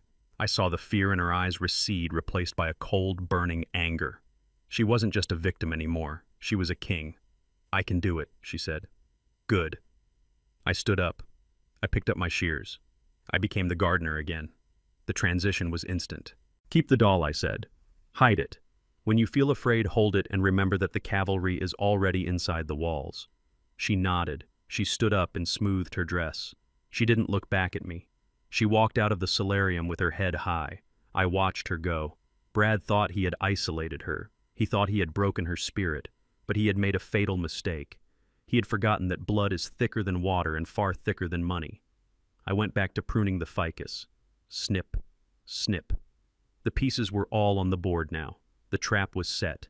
The allies were united. Tomorrow Brad Sterling would face his judgment, and he wouldn't be facing a senile old woman and a terrified wife. He would be facing the combined wrath of a family that he had tried to bury. I cut a dead branch off the tree and let it fall to the floor. Clean up on aisle 5, I whispered to the empty room. The war did not begin with an explosion. It began with the soft, rhythmic clicking of a keyboard inside a nondescript van parked 3 blocks away. My Alpha team had arrived. They were invisible to the naked eye, but their presence was felt in every fiber of the digital world surrounding the estate. I sat in my shed listening to the comms link in my ear. I was pruning a basket of hydrangeas, my hands working the shears with practiced ease while my mind was synchronized with the destruction of Brad Sterling's empire. "Target acquired," said a voice in my ear. It was the Kid, my lead cyber specialist. "We have bypassed the firewall on his private equity firm. Accessing the ledger now." I didn't speak. I just hummed a low tune, a signal that I was listening. The second voice chimed in. It was the Shark, my former corporate attorney who knew where every financial body was buried. "I'm looking at these files, Lucius. It's worse than we thought. He's not just laundering money. He's running a Ponzi scheme. He's using new investor money to pay off the interest on the mob loans. He is robbing Peter to pay Paul, but Paul is holding a gun." "Release the hounds," I whispered. The attack was surgical. At 9 in the morning, Brad sat in his home office trying to project an image of success. He was on a video call with potential investors, smiling that predatory smile of his. Then his screen flickered. A notification popped up in the corner, then another, then a cascade. I was in the hallway polishing the baseboards so I could hear everything. "What is this?" Brad muttered. He clicked his mouse frantically. His email inbox began to flood, not with spam, but with automated alerts from the Securities and Exchange Commission, the SEC. The 3 letters that make grown men in suits wet the bed. Subject: Notice of investigation regarding Bradford Sterling. Subject: Freeze of assets pending audit. Subject: Subpoena for digital records. Brad's face went the color of ash. He stammered an excuse to the investors and slammed his laptop shut, but closing the lid doesn't stop the fire. His phone began to ring. It was his personal banker. I could hear the voice on the other end, loud and panicked. "Mr. Sterling, your accounts have been flagged. We have a federal hold on all liquidity. You cannot withdraw. You cannot transfer." Brad stood up, knocking his chair over. He ran his hands through his hair, pulling at the roots. "No, no, no," he screamed. "This is a mistake. This is a glitch." He tried to log into his offshore accounts, the ones he thought were hidden in the Cayman Islands. Access denied. The Kid had done his work. We hadn't just reported him. We had locked him out of his own life. Brad was pacing the room like a caged tiger. He was hyperventilating. He knew what was coming. The SEC investigation would take months, but the mob wouldn't wait that long. The loan shark Janus Holdings expected a payment of $200,000 by Friday. If he missed it, they wouldn't send a letter. They would send a hitman. He needed cash. Clean, untraceable cash. And he needed it now. He looked out the window at the sprawling estate, the pool, the tennis court, the manicured gardens I had tended with my own hands. He didn't see a home. He saw a life raft. He grabbed his phone and dialed a number. Not a real estate agent. An agent would ask questions. An agent would take months. He dialed a contact he had met in the shadowy corners of the underground gambling world. "I need a buyer," he hissed into the phone. "Today. Cash. No questions asked." "Yes, I know the market value is $15 million. I don't care. I'll take 7. 7 million cash. But it has to be done by sunset." I smiled as I wiped a smudge of dust from the floor. 7 million. He was selling my $20 million legacy for pennies on the dollar because he was terrified. He didn't know that the contact on the other end of the phone was also on my payroll. 2 hours later, a black SUV with tinted windows rolled up the driveway. It looked menacing. It looked exactly like the kind of vehicle Brad expected. Out stepped a man. He was huge, a mountain of muscle in a bespoke suit. He had a shaved head and a thick scar running down his cheek. We called him Victor. In reality, he was a soft-spoken actor I had hired for corporate espionage jobs in the past, but today he was playing the role of a ruthless Russian oligarch looking to launder some money of his own. Brad rushed out to meet him, sweating profusely. "Mr. Victor," Brad said, extending a shaking hand. "Thank you for coming so quickly." Victor didn't shake his hand. He just looked at the house with a sneer. "This is it," Victor rumbled, his voice thick with a fake accent. "It is acceptable. Small, but acceptable." Brad swallowed hard. "It's a prime estate. 15 acres. Marble from Italy. It's worth double what I'm asking." "7 million, Victor said, cutting him off. "Cash. In a briefcase.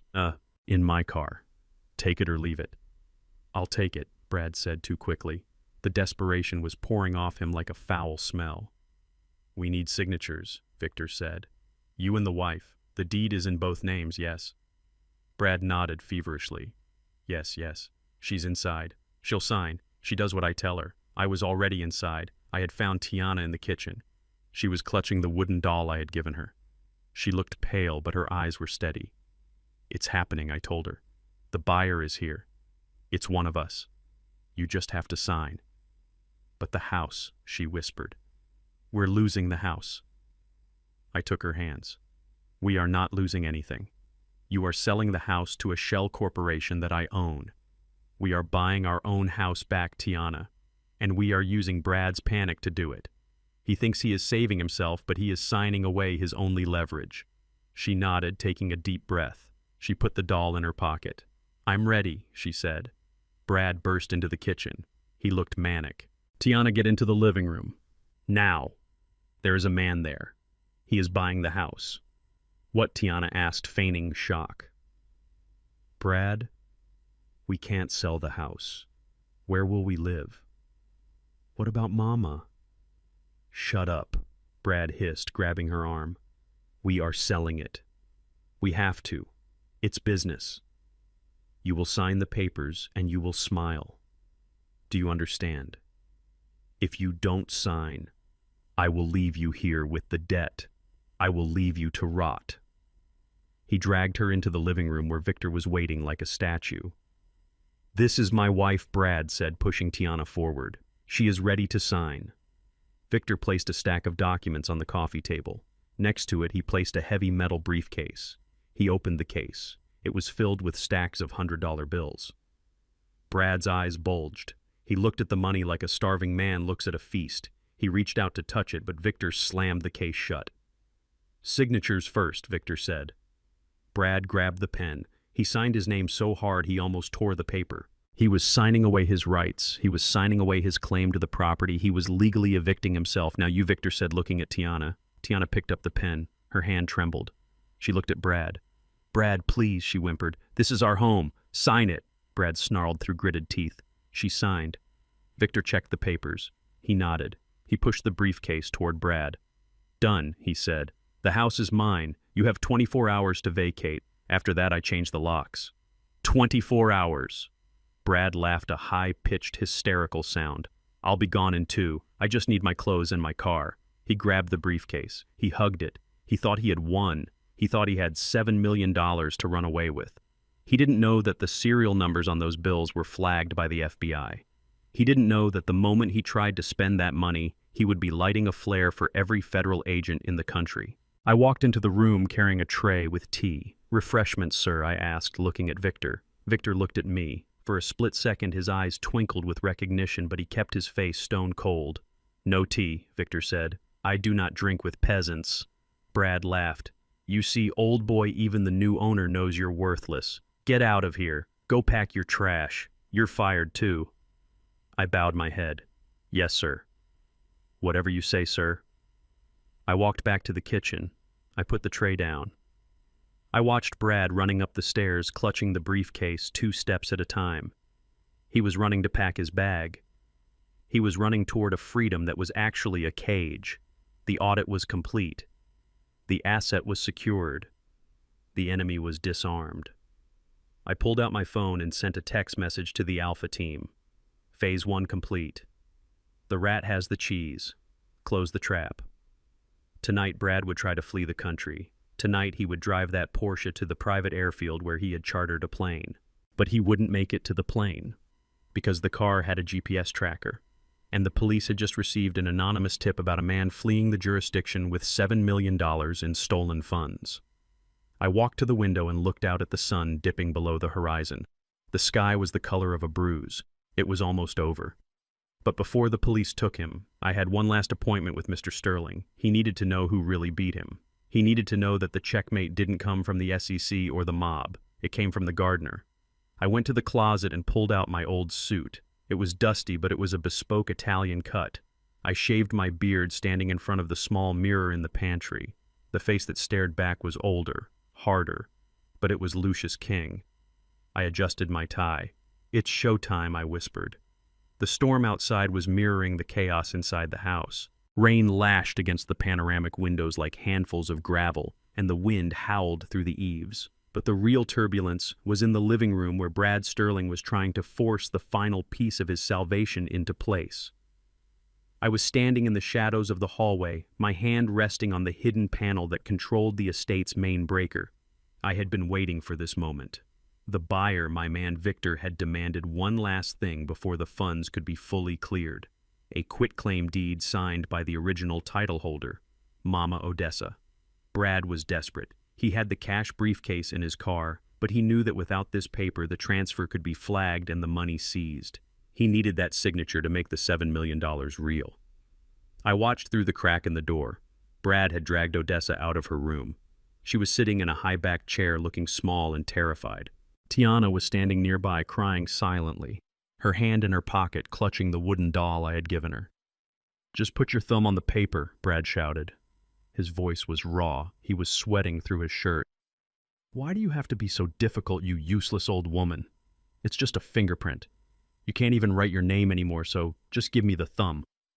Odessa clenched her fist. She didn't understand the legal implications, but she understood the malice. She knew this man was bad. She knew he was hurting her family. In her dementia, she had found a core of iron obstinacy. "No," she whispered. "Not yours. My house. Lucius's house." Brad screamed a sound of pure frustration. He grabbed her wrist. His grip was brutal. He tried to pry her fingers open to press her thumb onto the ink pad. "Let her go!" Tiana cried, stepping forward. "You're hurting her, Brad. Stop it!" Brad backhanded the air, forcing Tiana to retreat. "Stay back. I am doing this. I am saving us." He reached into his pocket and pulled out a small case. Inside was a syringe, a sedative. I recognized the label. It was a heavy-duty tranquilizer he used for his back spasms.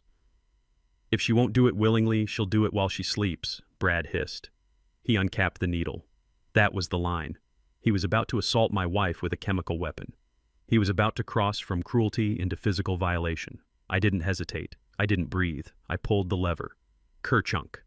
The sound of the main breaker tripping was heavy and final. Instantly the house was plunged into absolute darkness. The storm clouds blocked the moon so there was no ambient light. The living room became a cavern of ink. I heard Brad gasp. "What the hell? The power. Why is the power out?" I moved. I knew this house better than I knew the back of my own hand. I knew that the floorboard by the sofa creaked. I knew exactly where the coffee table was. I moved through the darkness like a wraith. I slipped past Tiana. I touched her shoulder briefly, a signal we had agreed upon. She grabbed her mother's hand and pulled her down to the floor behind the heavy velvet sofa. They were safe. Now it was just me and Brad. I put on the night vision goggles I had taken from my tactical kit. The room exploded into green clarity. I could see Brad standing in the center of the room holding the syringe, waving it blindly in the dark. He was spinning around, terrified. "Who's there?" he called out. His voice trembled. "Is that you, Victor? This isn't funny."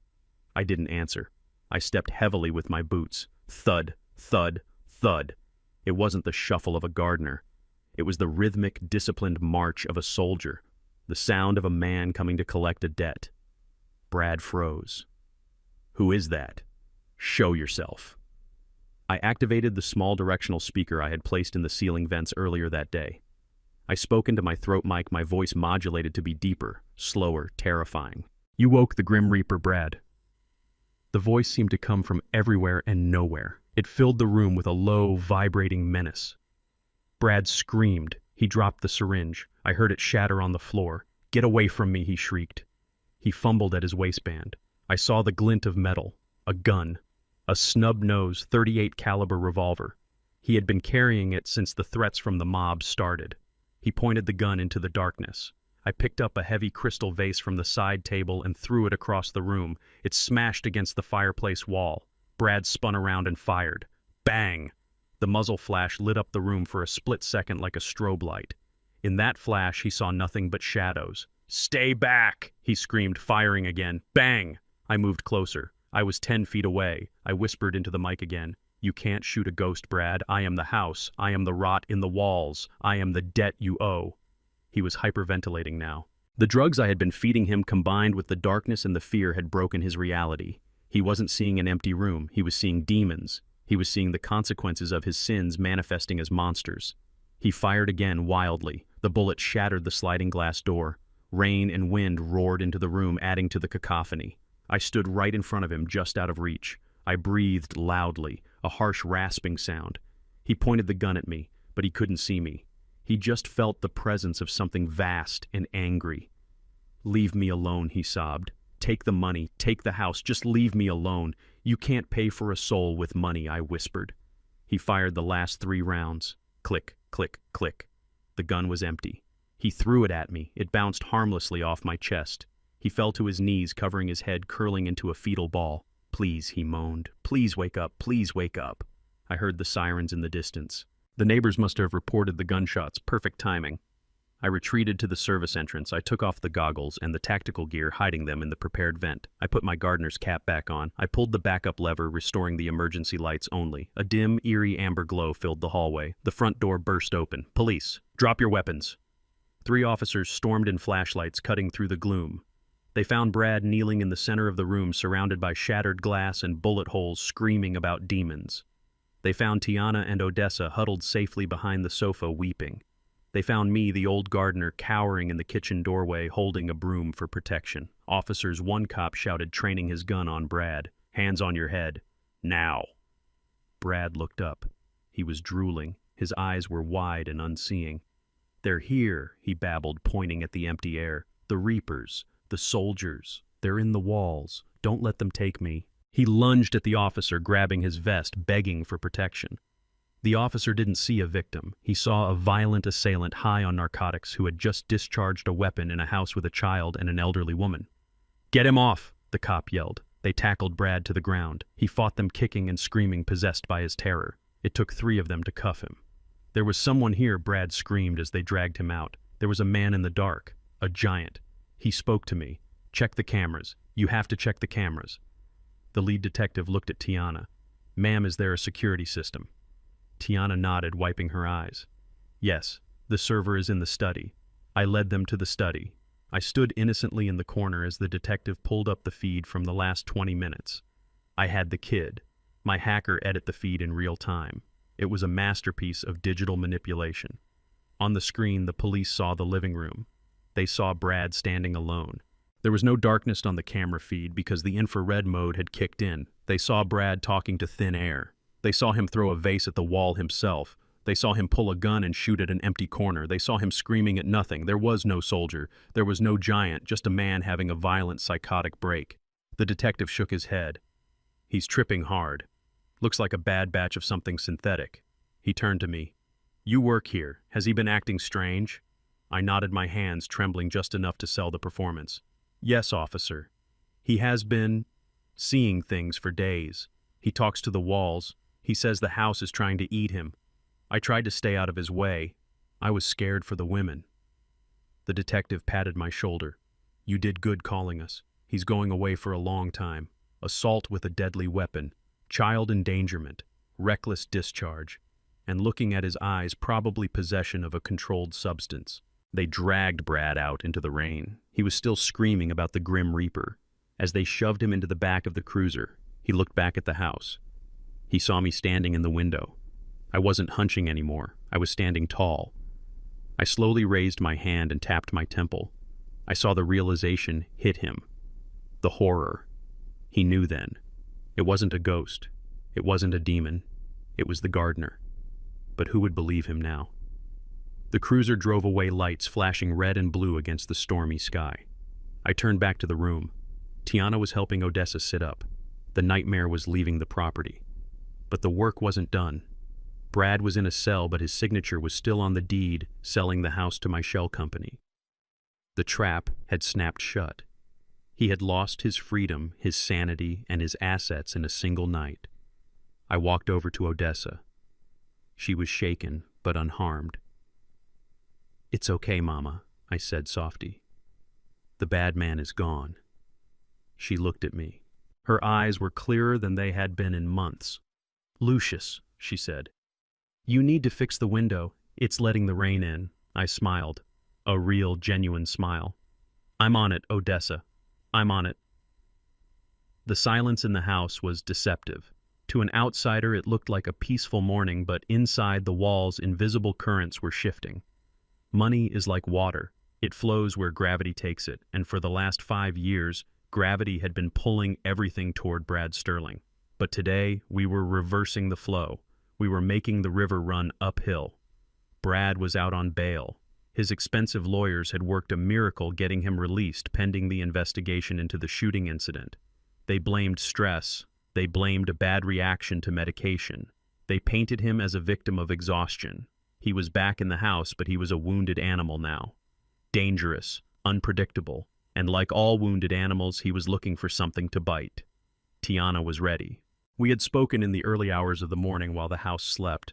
I had given her the instructions. She wasn't just my daughter anymore, she was my operative. She had walked into the lion's den armed with nothing but a pen and a terrifying amount of courage. She sat in the library with the forensic accountant I had smuggled in under the guise of a pool cleaner. They were moving fast. The Cayman Island accounts, the shell companies, the joint assets. One by one, she was signing them over to a blind trust, a trust that Brad couldn't touch, a trust that would secure the future of this family long after Brad was a bad memory. I was polishing the banister on the second-floor landing. My movements were slow and rhythmic, but my ears were tuned to the frequency of the house. I heard the front door open. Brad was home early. He wasn't supposed to be back until noon. He was supposed to be at his lawyer's office. But here he was, storming through the front door with the chaotic energy of a hurricane. He had been drinking. I could smell the scotch from the top of the stairs. It mingled with the smell of his expensive cologne, creating a scent that I will always associate with fear. He didn't go to his study. He went straight for the library. He knew. Somehow he knew. Maybe he had a notification on his phone. Maybe his banker had called him in a panic. I moved. I didn't run. Servants don't run. But I glided down the stairs with a speed that defied my gray hair. I reached the bottom of the stairs just as the library door crashed open. "You traitor!" Brad's voice wasn't a scream. It was a low, guttural growl. He stood in the doorway staring at Tiana and the accountant. Papers were spread across the mahogany desk. The evidence of his undoing was right there in black and white. Tiana stood up. She was trembling, but she didn't look away. "I'm securing my future, Brad," she said. Her voice was thin but steady. "Since you seem intent on burning this house down, I'm making sure I don't burn with you." Brad's face turned a color I had never seen before, a deep, mottled purple. The veins in his neck bulged like cords. He looked at the accountant, who was hurriedly packing his laptop. "Get out," Brad hissed. The accountant looked at Tiana. She nodded. "Go." The man scurried past Brad, avoiding eye contact. Now it was just the husband and the wife, and the old gardener watching from the shadows of the foyer. "You think you can steal from me?" Brad said, stepping into the room. "You think you can take my money? I made you.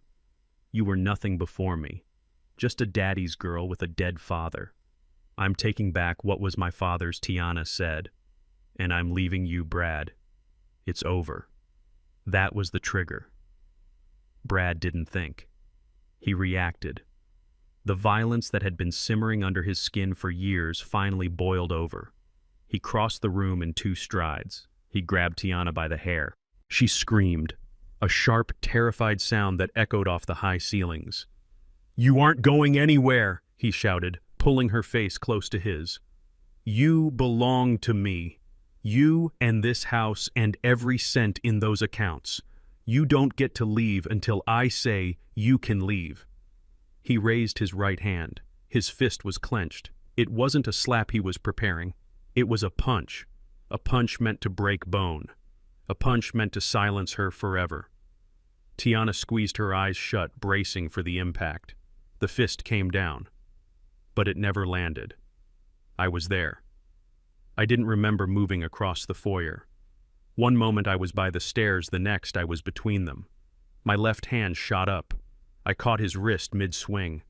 The sound of flesh hitting flesh was loud, a sharp slap that stopped the room cold. Brad stopped.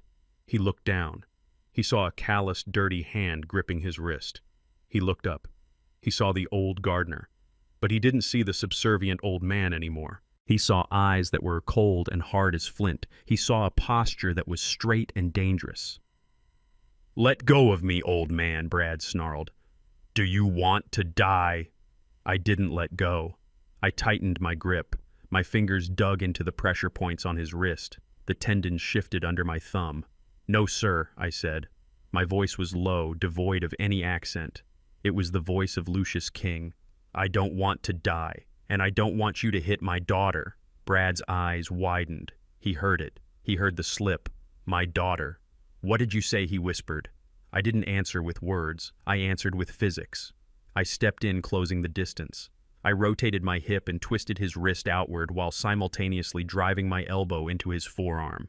It was a simple technique. Aikido calls it kote geishi. The street calls it a wrist lock. There was a sickening pop. It sounded like a dry branch snapping in the winter woods. Brad screamed. It was a high-pitched sound of pure agony. His knees buckled. He dropped to the floor, clutching his hand, which was now bent at an impossible angle. Tiana gasped, covering her mouth. I stood over him. I adjusted my cuffs. "Careful with that hand, master," I said softly, looking down at him. "Bones are so fragile when you use them for violence." Brad was writhing on the carpet, tears streaming down his face. "You broke it," he sobbed. "You broke my wrist. You crazy old psycho. I'll kill you. I'll have you arrested." I looked at Tiana. She was staring at me with awe. "Go to your room," I told her. "Lock the door." She nodded and ran. I looked back at Brad.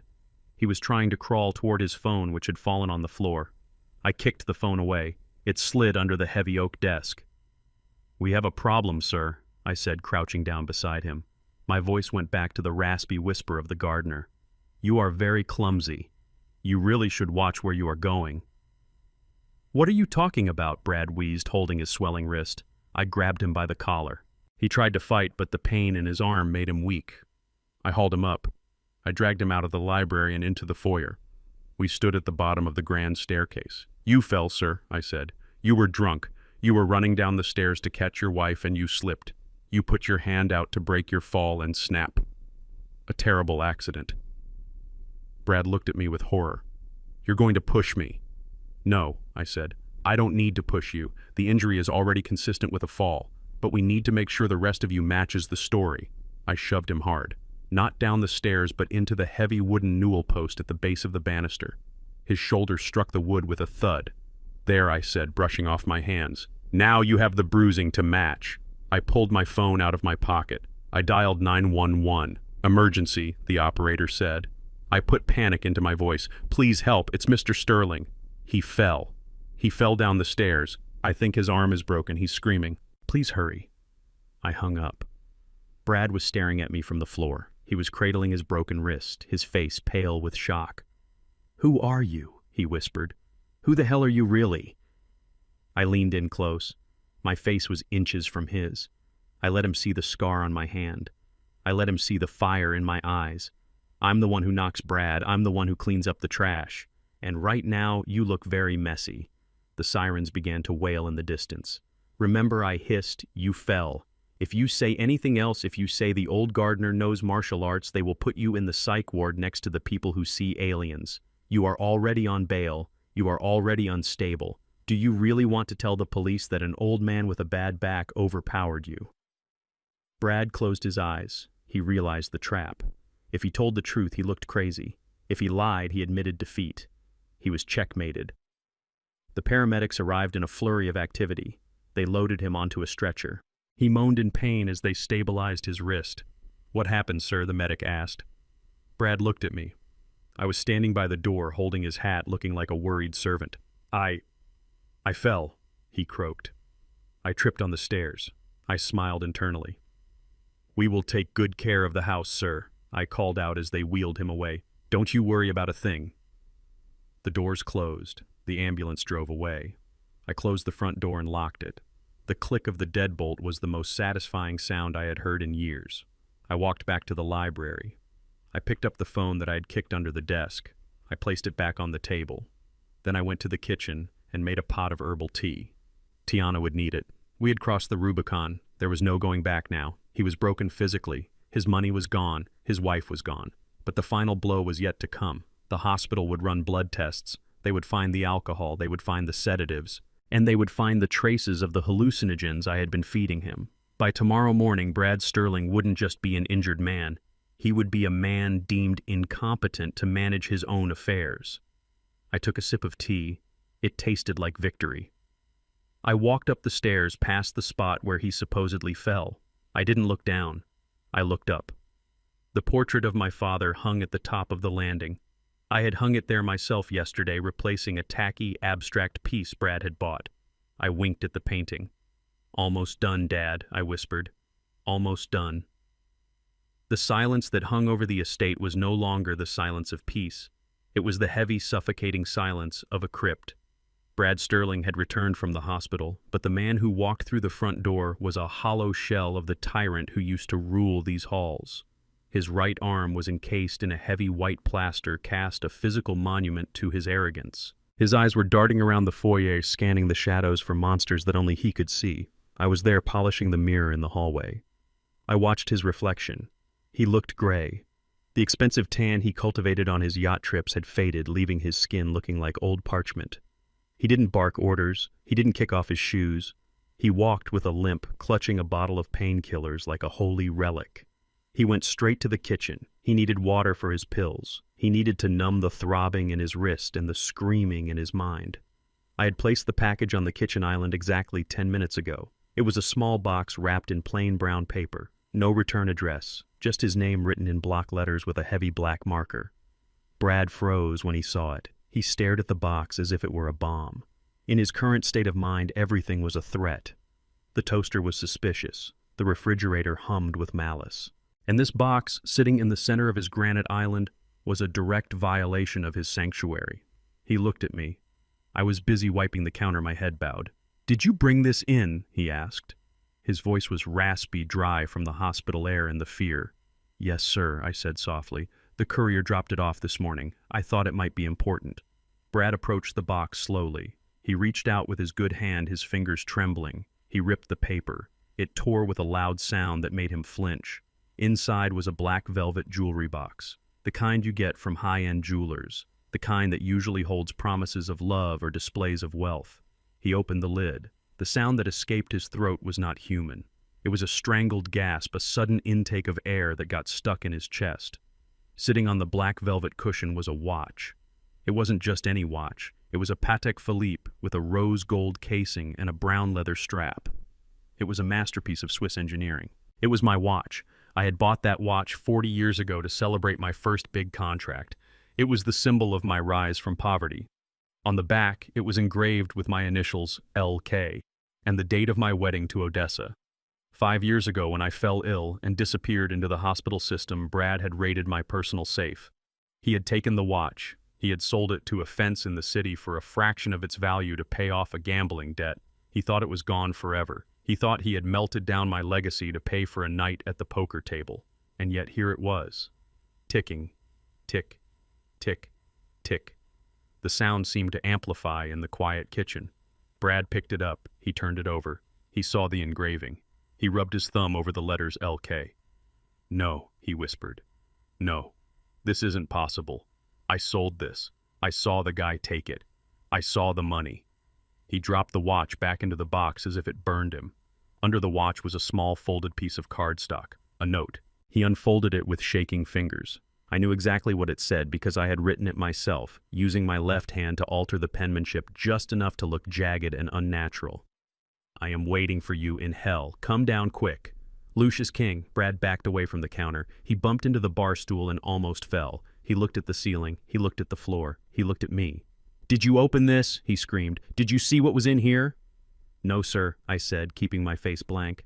"Is it bad news, sir?" "It's him," Brad gibbered. He grabbed his hair with his good hand.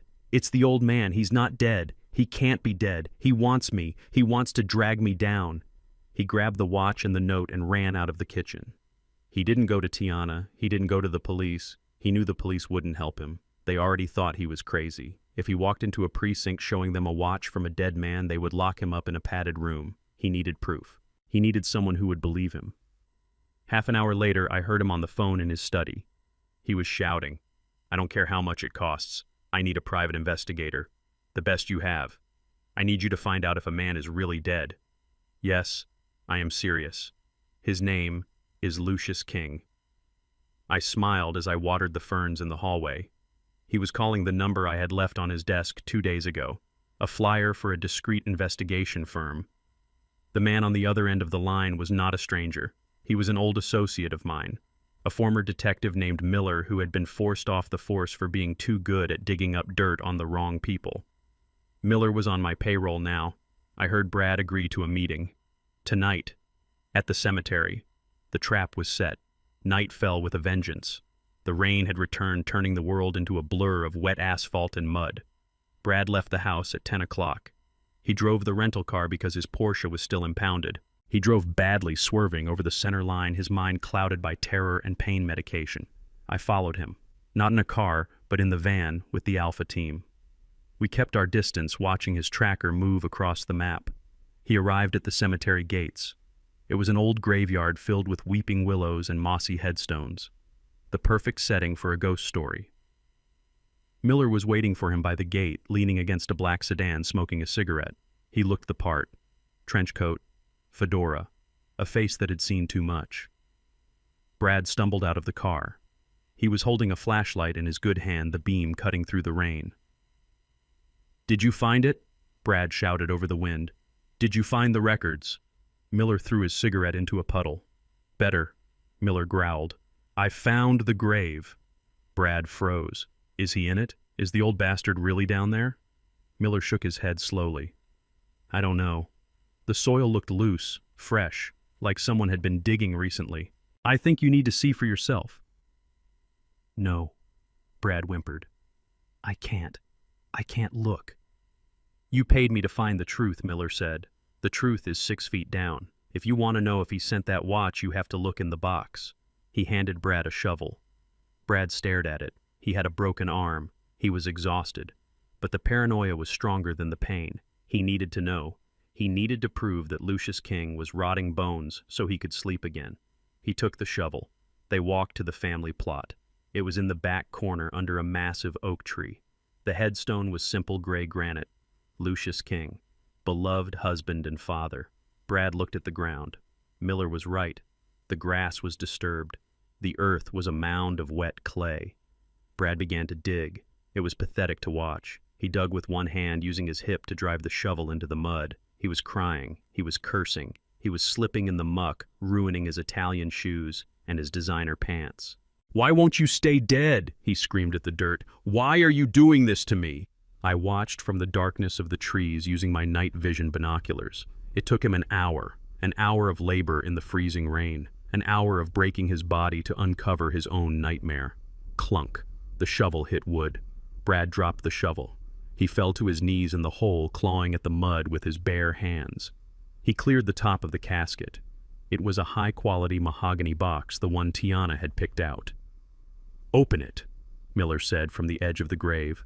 His voice was cold, merciless. Brad reached for the latch. His cast was covered in mud. His fingers were bleeding. He popped the latches. 1, 2, he took a deep breath. He lifted the heavy lid. He shone the flashlight into the coffin. A scream tore out of his throat, a sound so raw and terrified it silenced the crickets. The coffin was empty. No bones, no dust, no suit. Just a pristine white satin pillow. And pinned to the pillow was another note. Brad leaned in, shaking violently to read it. "I told you I was waiting. You are digging in the wrong place. Look behind you." Brad spun around in the grave. He looked up at the edge of the hole. Lightning flashed, illuminating the silhouette of a man standing next to Miller. A man in a dark suit. A man holding a black umbrella. It was me. I stood there for 1 second, just long enough for the lightning to show him my face, the face he thought was dead, the face he had just spent an hour digging for. Brad scrambled backward, crab-walking against the mud wall of the grave. "Lucius," he shrieked. "Ghost! Demon! Help me! Miller, help me!" Miller looked down at him. He didn't offer a hand. He He just shrugged. "I don't see anyone," Mr. Sterling Miller said. "You're talking to the air again." Brad looked back at me, but I was gone. I had stepped back behind the oak tree, vanishing into the shadows as quickly as I had appeared. But he had seen me. He knew. He was trapped in a hole in the ground, staring at an empty coffin while his hired help told him he was hallucinating. His mind finally snapped. The tether that held him to reality, the belief that the world followed logical rules, broke. He curled up in the bottom of the muddy, empty grave and began to laugh. It was a wet, bubbling laugh. "He's everywhere," Brad giggled. "He's the gardener. He's the ghost. He's the dirt. He's the watch." Miller turned and walked away, leaving him there in the rain. I waited until Miller was clear. Then I walked to the edge of the grave one last time. I didn't let him see me. I just spoke, my voice carried by the wind. "Cover it back up, Brad. You made this mess. You clean it up." I heard him sobbing as he picked up the shovel. He obeyed. He was broken. He was no longer a man. He was a puppet, and I held all the strings. I walked back to the van. The Alpha team was silent. Even they were unsettled by the brutality of the psychological dismantling. "Is it done?" the kid asked quietly. "Not yet," I said, wiping the rain from my face. "He knows I'm back, but he doesn't know why. He thinks I'm a ghost haunting him. Tomorrow I'm going to show him that a living man is much more dangerous than a dead one. Tomorrow we take the company. Tomorrow we strip the final layer of his armor." I looked back at the cemetery. A lone flashlight beam was bobbing up and down in the darkness as a broken man tried to bury an empty box. "Sleep tight, son," I whispered. "The nightmare is only just beginning." The gavel hit the podium with the sound of a pistol shot. "Sold, to the gentleman in the gray suit." The auction was in full swing. Brad Sterling was liquidating my life, one piece at a time. The grand ballroom of the estate had been transformed into a marketplace for vultures. He had invited the city's elite, not because they were his friends, but because they had money and they smelled blood. Everyone knew Brad was in trouble. The rumors of the police raid and the SEC investigation had circulated through the country clubs like a virus. But rich people love a fire sale. They love to pick through the bones of a fallen empire if it means getting a discount on a Louis XIV chair. I stood in the back of the room wearing my waiter's uniform. I held a tray of champagne, but my eyes were fixed on the stage. Brad was up there standing next to the auctioneer. He looked manic. His broken right arm was in a sling, but his left hand was gripping the microphone so hard his knuckles were white. He was sweating under the hot stage lights. He was trying to charm the crowd, cracking jokes that fell flat, laughing too loudly at things that weren't funny. He was desperate. The $7 million from the house sale was frozen because of the flagged serial numbers. He needed liquid cash tonight. He needed to pay the mob loan by midnight or they would come for his other leg. He was selling everything. The silver tea set Odessa had received from her grandmother, the Persian rugs, the crystal chandelier. I watched as a woman in a fur coat bought my favorite reading chair for a fraction of its value. It hurt to see these things go. Each object held a memory, a story, but I let them go. Objects can be replaced, dignity cannot. And tonight I was buying back my family's dignity with the currency of Brad's humiliation. "Ladies and gentlemen," Brad announced, his voice cracking slightly, "we have saved the best for last, the crown jewel of the King estate." He gestured to a large easel covered by a heavy red velvet cloth. It stood in the center of the stage, bathed in a spotlight. Two assistants moved to the easel. "This is an original oil painting from the 17th century, Brad said, his eyes gleaming with greed. "It has been in the family for 3 generations, appraised at $200,000, but tonight we are starting the bidding at 50. Do I hear 50,000? The crowd murmured. This was what they had waited for. The sharks began to circle. Paddles were raised. 50,000, 55, 60. Brad was beaming. He was doing the math in his head. 60,000 would buy him another week of life. It would buy him a plane ticket to a non-extradition country. He looked at Tiana, who was sitting in the front row. She was dressed in black, looking like a grieving widow. He winked at her, a cruel, arrogant wink that said, "I am still winning." I caught Tiana's eye. She didn't wink back. She just touched the wooden doll in her pocket and looked down. Going once, the auctioneer shouted. Going twice. 70,000, a voice called out from the back. It was Victor My Plant. He was driving the price up, making Brad believe salvation was within reach. Sold to the man in the back for $70,000, Brad shouted, snatching the gavel from the auctioneer. He was so excited he wanted to bang it himself. "Let's see the masterpiece," the auctioneer said, reaching for the velvet cloth. Brad stepped forward. "I want to unveil it myself," he said. He grabbed the corner of the red fabric with his good hand. The room went silent. The anticipation was palpable. I signaled the tech crew in the booth. The house lights dimmed, leaving only the harsh spotlight on the easel. Brad pulled the cloth. "Voila," he shouted, throwing his arm out in a grand gesture. The cloth fluttered to the floor. For a second there was silence. Absolute, total silence. Then came a gasp. It started in the front row and rippled back like a wave. Then came the whispers, sharp, shocked whispers that sounded like hissing snakes. Brad was smiling at the audience, waiting for the applause. He didn't look at the painting. He was looking at the faces of the buyers. He saw their confusion. He saw their disgust. A woman in the second row covered her mouth. A man stood up and put on his glasses, squinting at the stage. "What is that?" someone shouted.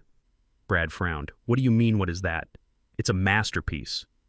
He turned around. He looked at the easel. It wasn't the 17th century landscape of rolling hills and cherubs. That painting was safely hidden in the trunk of my car. Replacing it was a high-resolution enlargement of a photograph. It was grainy and green-tinted, taken with a night vision lens. But the image was crystal clear. It showed a bedroom. It showed an elderly woman cowering in a chair.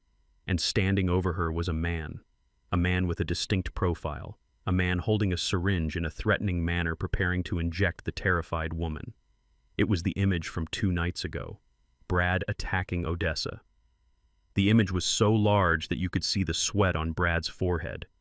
You could see the fear in Odessa's eyes. You could see the label on the syringe. Brad froze. His brain couldn't process what he was seeing. He blinked rapidly, thinking it was another hallucination, thinking the drugs were playing tricks on him again. He reached out and touched the canvas. It was real. It wasn't a projection. It was a physical print mounted on the board. "No," he whispered. The crowd began to turn on him. These were people who tolerated greed. They tolerated tax evasion. But elder abuse, assaulting a helpless grandmother with a needle, that was a bridge too far even for them. "Is that you, Mr. Sterling?" a reporter from the local paper shouted from the side. He snapped a photo. "Flash!" Brad spun around, blinded by the camera flash. "No," he screamed. "This is fake. This is a lie." He grabbed the easel, trying to knock it over. But I had weighted the base. It stood firm, a monument to his cruelty. "It's Photoshop," Brad yelled, his voice rising to a hysterical shriek. "It's AI. Someone hacked the feed. It's not real. I never did that." He looked at Tiana. "Tell them, Tiana. Tell them it's fake." Tiana stood up slowly. All eyes turned to her. She looked at the photo. Then she looked at Brad. She didn't speak. She just started to cry. A soft, heartbroken sobbing that was more damning than any accusation. She turned and ran out of the room. Her silence convicted him. The crowd erupted. People were standing up, knocking over chairs. They were booing. Some were calling the police. Brad was alone on the stage. He looked small. He looked broken. The photo loomed over him, a giant green judgment. He attacked the photo again. He clawed at it with his fingernails, trying to rip the face of the attacker, trying to erase himself. He ripped a strip of the paper off, but underneath was just more backing board. He turned to the crowd, waving the scrap of paper. "Listen to me," he pleaded. "I am being set up. There is a conspiracy. The gardener. It's the gardener. He's doing this. He's a ghost." He pointed a shaking finger at the back of the room. "He's there. The old man. He did this." Everyone turned to look. I was standing there, holding my tray. I looked terrified. I looked like a confused old servant, wondering why the master was screaming at him. I shook my head slightly, looking at the guests nearby. I tapped my temple with a sad expression, implying that the master had finally lost his mind completely. The guests nodded in understanding. "Poor Mr. Sterling. He's had a psychotic break. The drugs, the stress. He's hallucinating. Security, call security," someone yelled. 2 large guards moved toward the stage. Brad saw them coming. He panicked. He thought they were the mob. He thought they were the Reapers. He jumped off the stage. He landed badly, jarring his broken arm. He screamed in pain but kept running. He knocked over a table of antique vases. Crash. Thousands of dollars of porcelain shattered on the floor. He ran toward the exit, pushing past women in evening gowns. "Get out of my way," he shouted. "I have to get out. The house is alive." He burst through the double doors and ran into the stormy night. I didn't follow him. I didn't need to. The tracker was on his car. The police were on their way, and the mob was watching. I walked calmly to the stage. The room was in chaos, but I moved with purpose.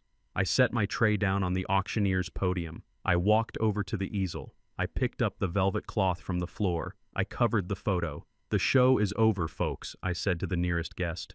My voice was calm, authoritative. "Please make your way to the exits. The police will want statements." I looked at the covered easel. It wasn't just a photo. It was a mirror. Brad had finally looked into it, and he couldn't survive what he saw. I walked backstage. Tiana was waiting there. She had stopped crying. She was wiping her face with a tissue. "Did it work?" she asked. I nodded. "He's running. He has no money, no reputation, and the whole city just saw him for what he is." "What now?" she asked. "Now we let him run," I said. "A rat will always run to its hole. And we know exactly where that hole is." I took off my waiter's jacket. Underneath, I was wearing a tactical vest. "Go to your mother," I said. "Lock the doors. Don't open them for anyone but me." I walked out the back door into the rain. The wind felt good. It felt like a cleansing. Brad was heading for the marina. I knew it. He had a small boat there. He thought he could sail away, but the storm was raging, the waves were high, and the engine of that boat had a fuel line that was about to experience a very unfortunate malfunction. I got into my van. The Alpha team was already tracking him. "Target is moving east," the kid said over the comms. "High speed. Reckless driving." "Let him go," I said. "Let him feel the fear." I started the engine. Tonight, the debt gets paid in full. The chaos in the ballroom had reached a fever pitch. It was a symphony of destruction, and I was the conductor. Brad Sterling was scrambling toward the exit, pushing past the confused socialites who were still clutching their champagne glasses. He looked like a rat on a sinking ship, desperate to find a hole to crawl into. He had knocked over the vases. He had screamed at the guests. He had exposed his own darkness to the world, and now he was trying to outrun the consequences. But there is no outrunning the truth. I stood by the service door, my hand resting on the master control panel for the house's electrical system. I watched him run. He was 10 feet from the double doors. He thought he was going to make it. He thought he could disappear into the stormy night, get on his boat, and vanish. Not tonight. I flipped the switch. Instantly, the ballroom was plunged into absolute darkness. The chandeliers died. The sconces faded. The emergency exit signs were disabled.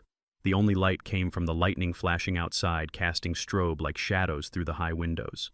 The room erupted in screams. The wealthy guests panicked, huddled together in the dark. Brad froze. I could hear his breathing, ragged and terrified. He was standing in the middle of the floor, disoriented, spinning around in the blackness. "Who did that?" he screamed, his voice cracking. "Turn the lights back on. Let me out." I didn't answer. I let him stew in the dark for 10 seconds. 10 seconds of pure silence where the only sound was the pounding of rain against the glass. Then I pressed the second button. A single beam of light cut through the darkness. It was a theatrical spotlight positioned high in the rafters. It didn't aim at the stage. It didn't aim at the exit. It aimed directly at the top of the grand staircase.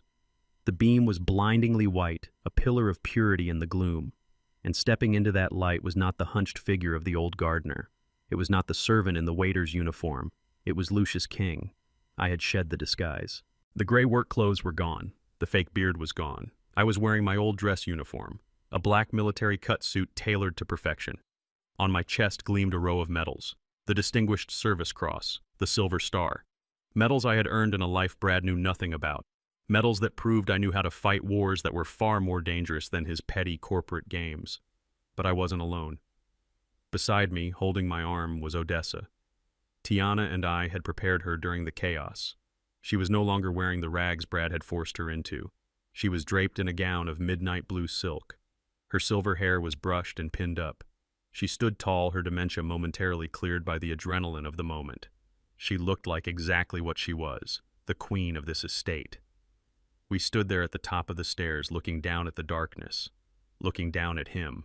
The room fell silent. The guests stared up at us, awestruck by the image, the resurrection. I began to descend. Step, step, step. My polished dress shoes hit the marble stairs with a heavy rhythmic thud. It was the sound of judgment approaching.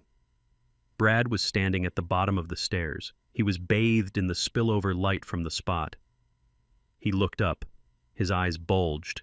His jaw hung open. He dropped the briefcase he had been clutching. It hit the floor and popped open, spilling useless papers everywhere. He raised a shaking hand, pointing at me. "You," he wheezed. I kept walking. I didn't rush. Kings do not rush. You're dead," Brad stammered. "I saw the obituary. I saw the grave." "You died 5 years ago." He backed away, tripping over his own feet. He looked at the guests as if pleading for someone to confirm his sanity. "Tell him," he screamed. "Tell him he's dead. He's a ghost." I stopped 3 steps from the bottom. I towered over him. The light caught the gold of my medals. I looked down at this man who had tormented my wife, who had manipulated my daughter, who had tried to erase my existence. I didn't shout. I didn't need to.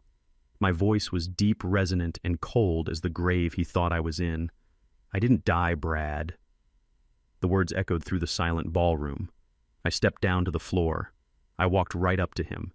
He could smell the sandalwood of my cologne. He could see the life in my eyes. "I was just on a business trip," I said, my voice dripping with irony. "A very long business trip. I had to go away to see who would remain loyal when the king was gone." Brad was shaking so violently his teeth chattered. "But the death certificate, the funeral."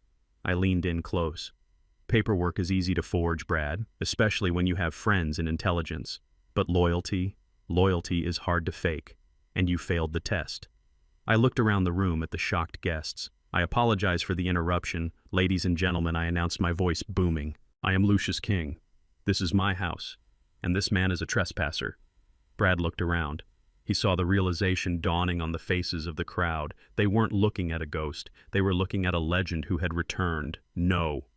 Brad whimpered. "This isn't fair. I won. I beat you." I looked him dead in the eye. "You didn't beat anything. You played a game you didn't understand. You thought you were the predator because you were willing to hurt the weak. But you forgot one thing." What is that?" Brad whispered, tears streaming down his face. I straightened my cuffs. I looked at the debris on the floor, the shattered vases, the spilled champagne, the ruin of my beautiful home. I looked back at him with a smile that didn't reach my eyes. "You forgot that the gardener always returns to tend his garden." I signaled toward the main doors. "And I'm back just in time to take out the trash." That was the cue. The main doors burst open. But it wasn't the guests leaving, it was the police. And behind them, the Alpha Team agents in their windbreakers. Brad spun around. He was surrounded. The house he had tried to steal was now his prison. The man he had tried to kill was his judge, and the law was his executioner. He looked at me one last time. There was no arrogance left, no smugness, just the terrified look of a child who realizes the monsters are real. I raised my hand and pointed at him. A simple gesture. "Get him off my floor." The officers moved in. They didn't treat him gently. They grabbed his good arm and twisted it behind his back. They cuffed him while he screamed about conspiracies and ghosts. I turned to Odessa. She was smiling. She rested her head on my shoulder. "Is the trash gone, Lucius?" she asked softly. I kissed her forehead. "Yes, my love. The trash is gone." The lights flickered back on. The nightmare was over. The king had returned. And as they dragged Brad Sterling out into the rain, I knew that this time he wouldn't be coming back. The flashing lights of the local police cruisers were bright, painting the wet driveway in chaotic strokes of red and blue, but they were nothing compared to what came next. Brad Sterling was shouting at the officers, demanding his phone, demanding his lawyer, screaming that he was the victim of a conspiracy. He still thought this was a domestic dispute. He still thought this was a white-collar crime that could be solved with bail money and a good plea deal. He didn't understand the scope of the game board he was standing on. I stood on the porch under the shelter of the overhang, watching the local sergeant try to wrestle Brad into the back of the sedan. The rain was falling harder now, washing away the mud from the grave Brad had dug earlier, washing away the tire tracks of the guests who had fled. Suddenly the air shifted. A low rumble vibrated through the ground. It wasn't thunder. It was the sound of heavy engines. 3 black SUVs tore up the driveway, moving with a precision that the local police lacked. They didn't have sirens wailing. They had low-frequency strobe lights mounted in the grills, red and blue. Brad stopped screaming. He looked at the vehicles. Even through his haze of drugs and panic, he recognized the silhouette of federal authority. The SUVs screeched to a halt, blocking the exit. Doors flew open. Men in tactical windbreakers with yellow letters on the back swarmed out. FBI. The local sergeant stepped back, confused. He looked at me, then at the federal agents. "Who are these guys?" he asked. I stepped forward. My military dress uniform was immaculate, my medals catching the strobe lights. "They are the cleanup crew, Sergeant," I said calmly. A tall man with silver hair and a face carved from granite walked toward us. He flashed a badge that carried the weight of the Department of Justice. "Special Agent Graves," he announced. "We are taking custody of the prisoner." Brad's eyes lit up with a flicker of hope. "Federal," he stammered. "Is this about the taxes? I can pay the taxes. I can make a deal. I have information." Agent Graves didn't smile. He didn't blink. He walked up to Brad and looked at him with the kind of disgust usually reserved for traitors. "This isn't about taxes," Mr. Sterling Graves said. "You are under arrest for violation of the Economic Espionage Act of 1996 and the unauthorized sale of classified federal property." Brad's mouth fell open. "What? What are you talking about?" "I sold a house. I sold my house. I walked down the steps. I stood next to Agent Graves." "I think you should explain it to him," Lucius Graves said, nodding at me. "He looks confused." I looked at Brad. I pitied him in that moment. He was a small man trying to swim in an ocean full of leviathans. "You didn't sell your house, Brad," I said, my voice cutting through the rain. "You sold this house. And do you know who really owns this estate?" Brad shook his head dumbly. "The deed, it was in Odessa's name. On paper, I corrected him. A cover, a shell. But looking deeper into the title history, the land this house sits on was purchased 30 years ago by a holding company called Sentinel Trust. I pulled a document from my inside pocket. It was stamped with red ink. Top secret. Sentinel Trust is a front for the Defense Intelligence Agency, I explained. This estate is designated as a Level 4 safe house. It is a federal asset used for debriefing assets and securing sensitive data. It is not a private residence. It is a government facility. Brad looked at the house, then back at me. You're a spook." "I was a contractor," I said. "A specialist. And when you forced Odessa to sign that deed over to Victor, you weren't just committing real estate fraud. You were transferring ownership of a secure federal facility to a foreign national," Victor, Brad whispered. "The Russian buyer." I nodded. "Victor is one of my men, yes. But on paper, and according to the digital trail my team created for you, Victor is an operative for a foreign intelligence service." Brad's knees gave out. The officers had to hold him up. "You signed the papers, Brad," I continued relentlessly. "We have your signature selling a CIA safe house to a Russian operative for $7 million in cash. That is treason. That is a threat to national security." "But I didn't know," Brad wailed. "I didn't know." "Ignorance of the law is not a defense," Graves interjected, "especially when we found the other files." "Other files?" Brad gasped. I smiled. It was a cold, predatory smile. "My Alpha team didn't just lock your accounts, Brad. We planted a little something on your private server. The server you tried to wipe this morning." I gestured to the house. "When the forensics team goes through your hard drives, they are going to find terabytes of encrypted schematics. Defense contract bids, satellite positioning data, all of it stolen, all of it ready for export." Brad started to hyperventilate. "No, that's a lie. You planted it. You framed me." I stepped closer until I was inches from his face. "Who is going to believe you?" I whispered. "You are a drug addict found screaming at ghosts in the dark.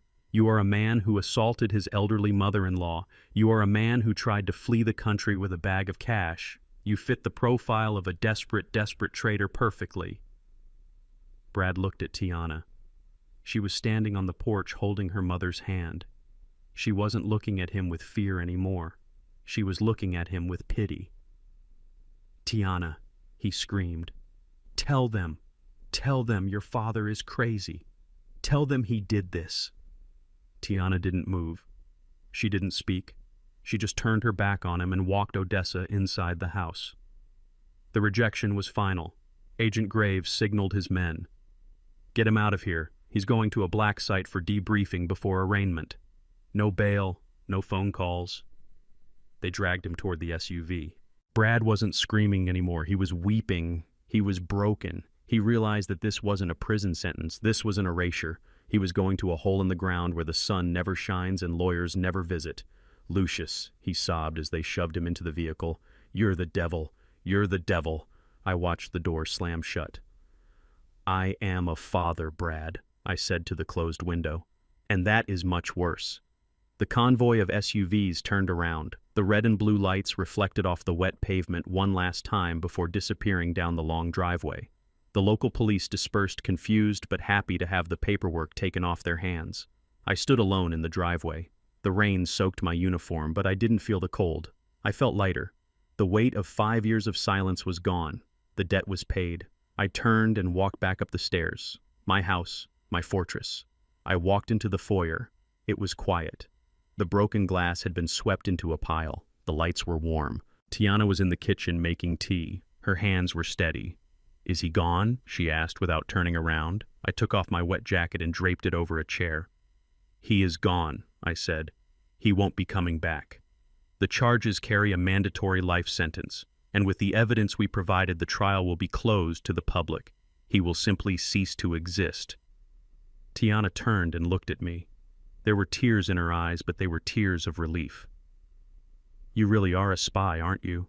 she asked, half joking, half terrified. I chuckled, a sound that felt rusty in my throat.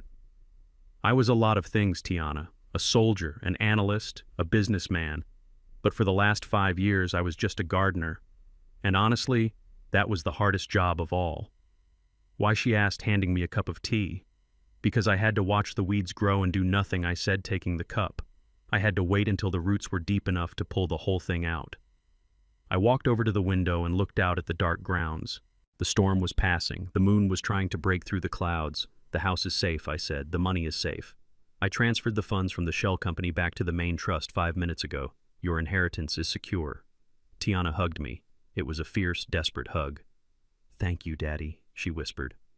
I patted her hair. "Don't thank me yet," I said. "We still have work to do."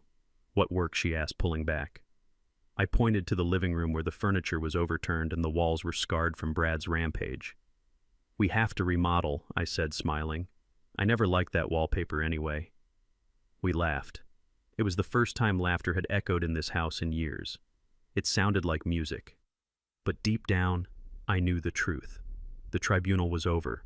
The verdict was guilty, and the sentence had been carried out. I took a sip of tea.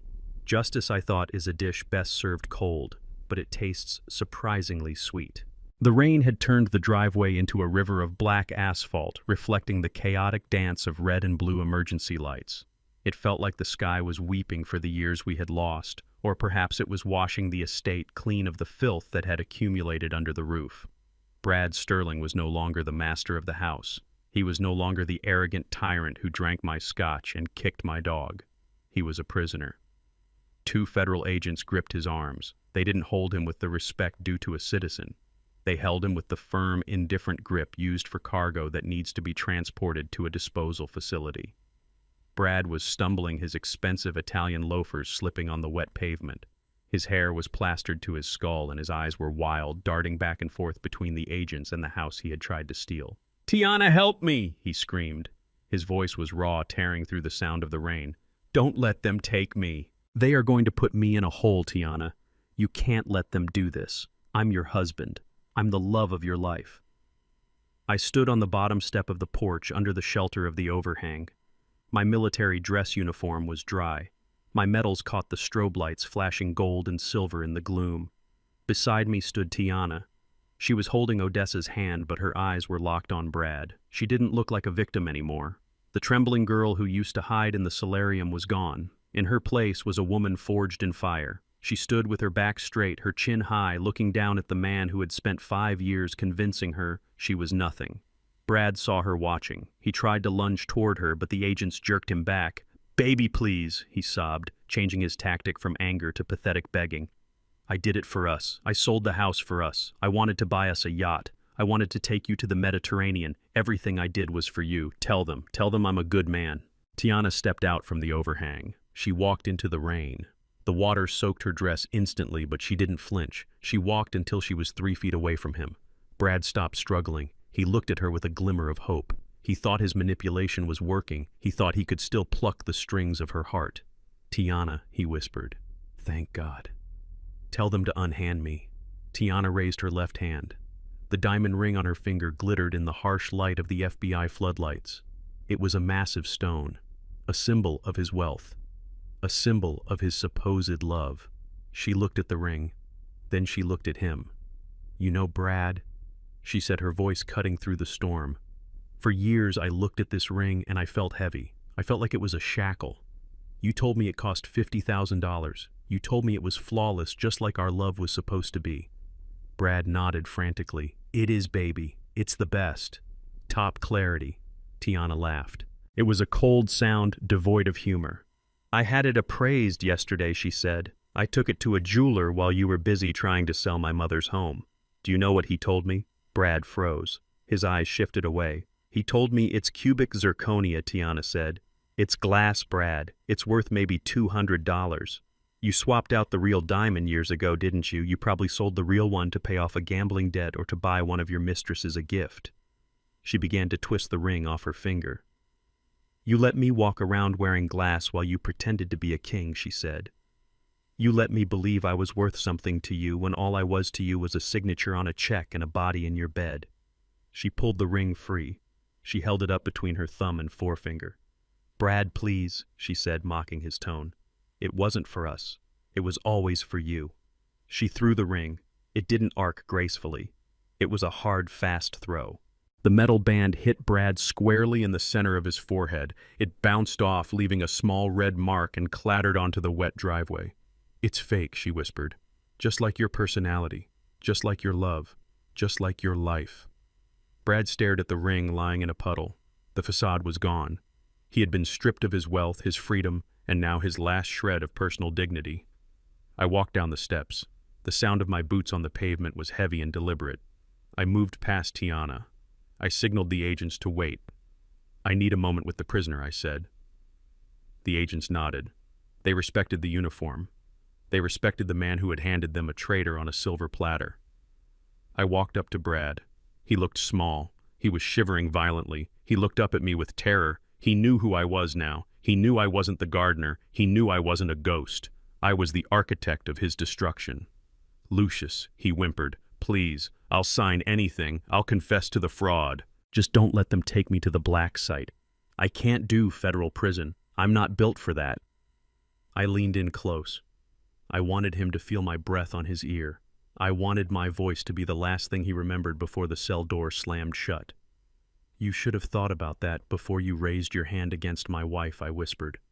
I reached out and patted his cheek. It was a mocking gesture, a parody of affection.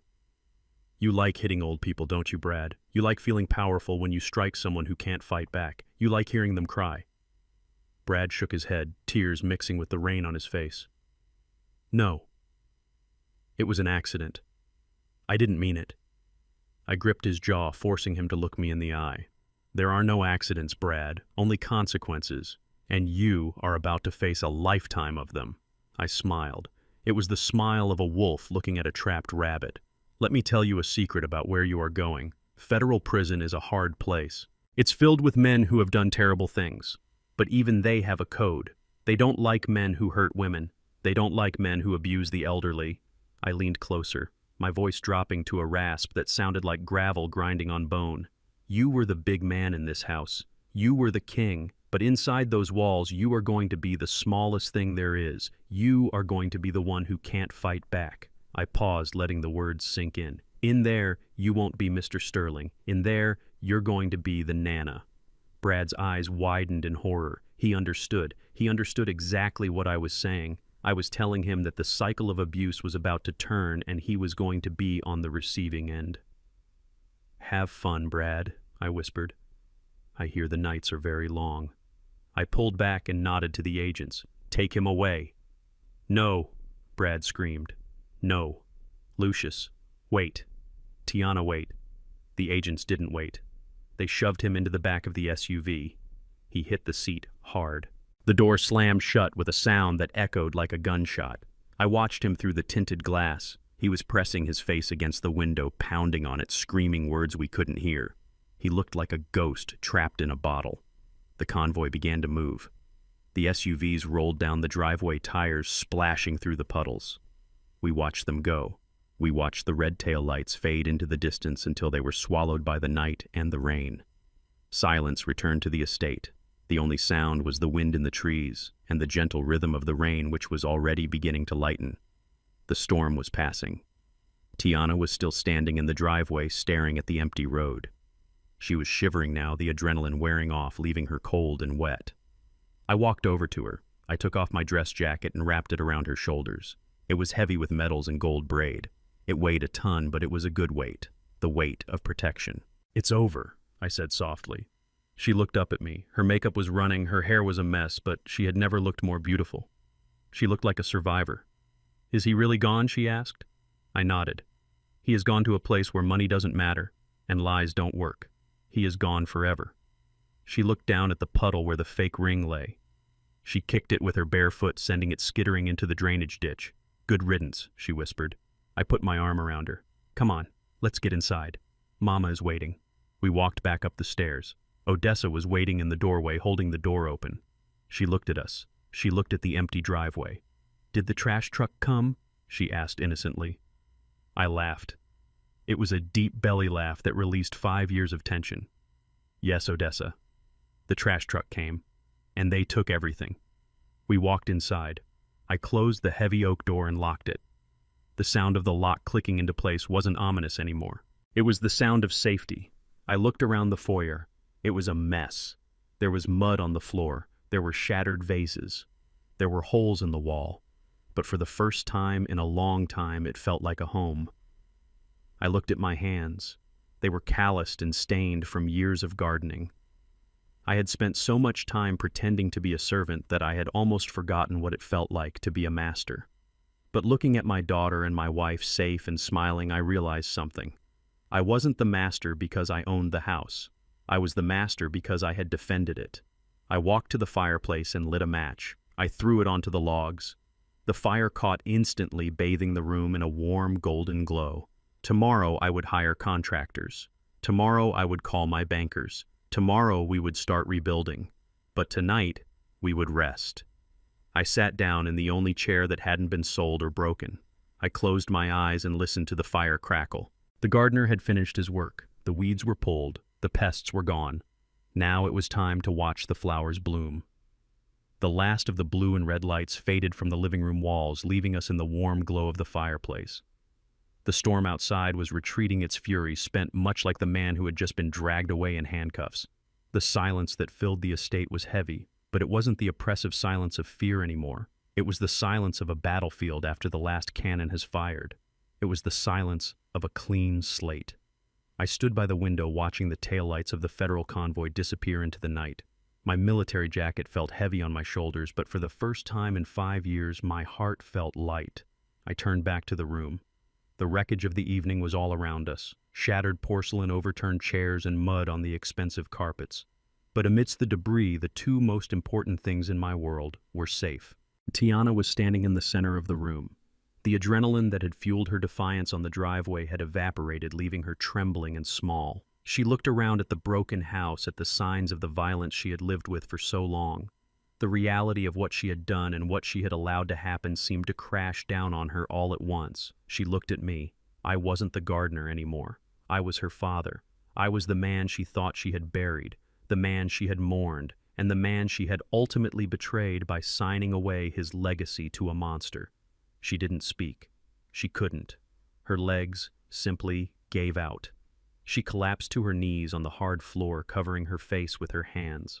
A sob tore through her, a sound so raw and filled with anguish that it echoed off the high ceilings. "Daddy," she choked out. I'm so sorry, I didn't know, I was so scared." I walked over to her. The sound of my boots on the floor was the only other noise in the room. I stood over her, looking down at the top of her head. I saw the little girl who used to wait for me by the door when I came home from work. I saw the teenager who defied me, and I saw the woman who had lost her way. I didn't kneel immediately. I let her cry. I let her pour out the poison of the last 5 years. I ruined everything, she sobbed, rocking back and forth. I let him take over. I let him hurt Mama. I let him sell the house. I was weak. I was so stupid. I deserved to go to jail with him. I waited until the storm of her tears began to subside. Then I slowly lowered myself to one knee. My old joints protested, but I ignored the pain. I reached out and took her hands, pulling them away from her face. "Look at me, Tiana," I said. My voice was firm but gentle. She refused to look up. She was too ashamed. "Look at me," I repeated. Slowly she raised her eyes. They were red and swollen, filled with a guilt that could eat a person alive. "You were wrong," I said. I didn't sugarcoat it. I didn't lie. "You were wrong because you were weak. You let a wolf into the sheep pen because he had a shiny coat and a smooth tongue. You traded your dignity for a false sense of security. And when he showed his teeth, you didn't fight back. You hid." Tiana flinched at the truth. Fresh tears spilled down her cheeks. "I know," she whispered. "I know." But I continued my grip on her hands, tightening. That was yesterday. That was the old Tiana. The Tiana who stood on the driveway tonight. The Tiana who threw that ring into the mud. That woman was not weak. That woman was a king. I reached up and wiped a smudge of dirt from her cheek. "You made a mistake, baby girl. A terrible, expensive mistake. But you didn't break. You bent. And tonight you snapped back." I stood up and pulled her with me. She rose to her feet, unsteady but supported by my grip. "You are free now," I said, looking deep into her eyes. "The debt is paid. The monster is in a cage. You have a second chance. Do not waste it on guilt. Guilt is a useless emotion. It changes nothing." I placed my hands on her shoulders. "Live properly, Tiana. That is your penance. Live with your head high. Live with the strength you found tonight. Be the woman I know you are. Be the daughter your mother needs. That is how you say you're sorry. Not with tears, but with a life well lived." She nodded, sniffing back the tears. She took a deep breath. She straightened her spine. "I will, Daddy," she said. "I promise." "Good," I said. "Now go wash your face. You look like a raccoon." She let out a small, watery laugh. She hugged me tightly, burying her face in my chest for a moment before pulling away and heading toward the bathroom. I turned my attention to the other woman in the room. Odessa was sitting on the sofa watching us. She was quiet. Her hands were folded in her lap. The blue silk dress I had put her in was wrinkled, and there was a smudge of soot on her hem, but she looked regal. Throughout the chaos of the night, the gunshots, the screaming, the police, she had been an anchor. Her mind, often lost in the fog of dementia, had its own way of processing trauma. Sometimes I thought she understood everything. Sometimes I thought she understood nothing. I walked over to her. "Are you all right, Odessa?" I asked, offering her my arm. She looked up at me. Her eyes were clear. "I'm thirsty, Lucius," she said simply. I smiled. "Of course. Let's have tea." I led her not to her bedroom but to the dining room. This room had been Brad's domain for too long. He had sat at the head of the table, drinking my wine and shouting orders. Tonight we were reclaiming it. The long mahogany table was dusty. I used the sleeve of my uniform to wipe down the head chair. It was a high-backed chair upholstered in velvet. The throne of the house. "Sit here, my love," I said, pulling the chair out for her. She sat down. She ran her hands over the wooden armrests. She looked small in the big chair, but she filled it with her presence. She belonged there. I went to the kitchen. I didn't rush. I filled the kettle and set it on the stove. I found the good china, the set with the gold rim that we hadn't used in years. I found the tin of Earl Grey tea that she loved. While the water boiled, I looked out the kitchen window. The first hint of gray was touching the horizon. Dawn was coming. The longest night of our lives was finally ending. I prepared the tea on a silver tray. I added the sugar cubes just the way she liked them, two for her, none for me. I carried the tray back to the dining room. I placed it on the table. I poured the tea. The amber liquid steamed in the cool morning air. The clink of the silver spoon against the porcelain was a sound of civilization returning to a lawless land. I placed the cup in front of her. "Here you go," I said softly. I pulled up a chair next to her, not at the head of the table, but at her right hand. I sat down and took my own cup. Odessa took a sip. She closed her eyes, savoring the warmth. "It's good," she said. She put the cup down and looked at me. She studied my face. She looked at the gray in my beard. She looked at the lines around my eyes. She looked at the medals on my chest. For months she had looked at me and seen a stranger. She had seen a gardener, a servant, a nice man who fixed things. But tonight the fog had lifted. Perhaps it was the shock. Perhaps it was the sight of her husband in his true form. Or perhaps it was just the grace of God granting us a moment of connection. She reached out and touched my hand. Her skin was paper-thin, warm, and dry. "You have new lines on your face, Lucius," she said softly. I turned my hand over and squeezed hers. "I've had a hard few years, Odessa. I've been working." She nodded slowly. Her eyes searched mine. "I missed you," she whispered. "The house was very cold without you. There was a bad man here. He was very loud." "He's gone now," I promised. "He won't ever be loud in this house again." She smiled. It was the smile of the girl I had married 50 years ago, mischievous and sweet.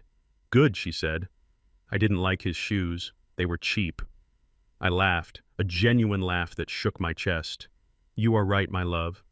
He had terrible taste in shoes." She squeezed my hand tighter. Her expression turned serious.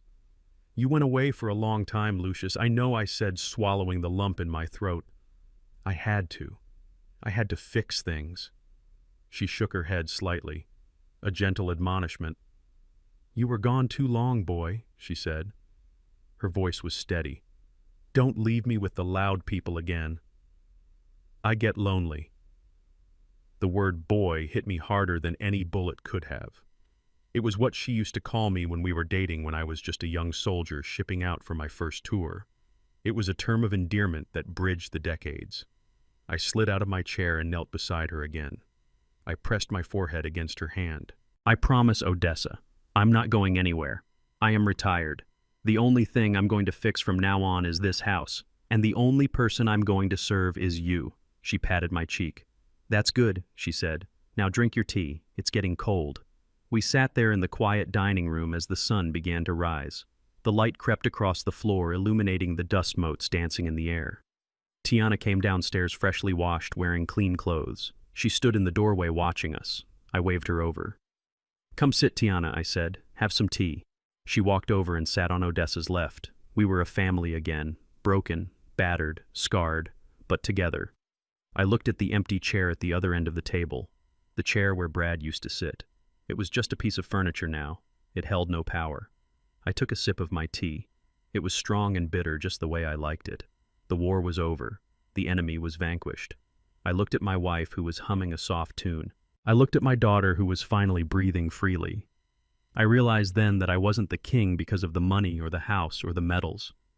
I was the king because I had these two women to protect.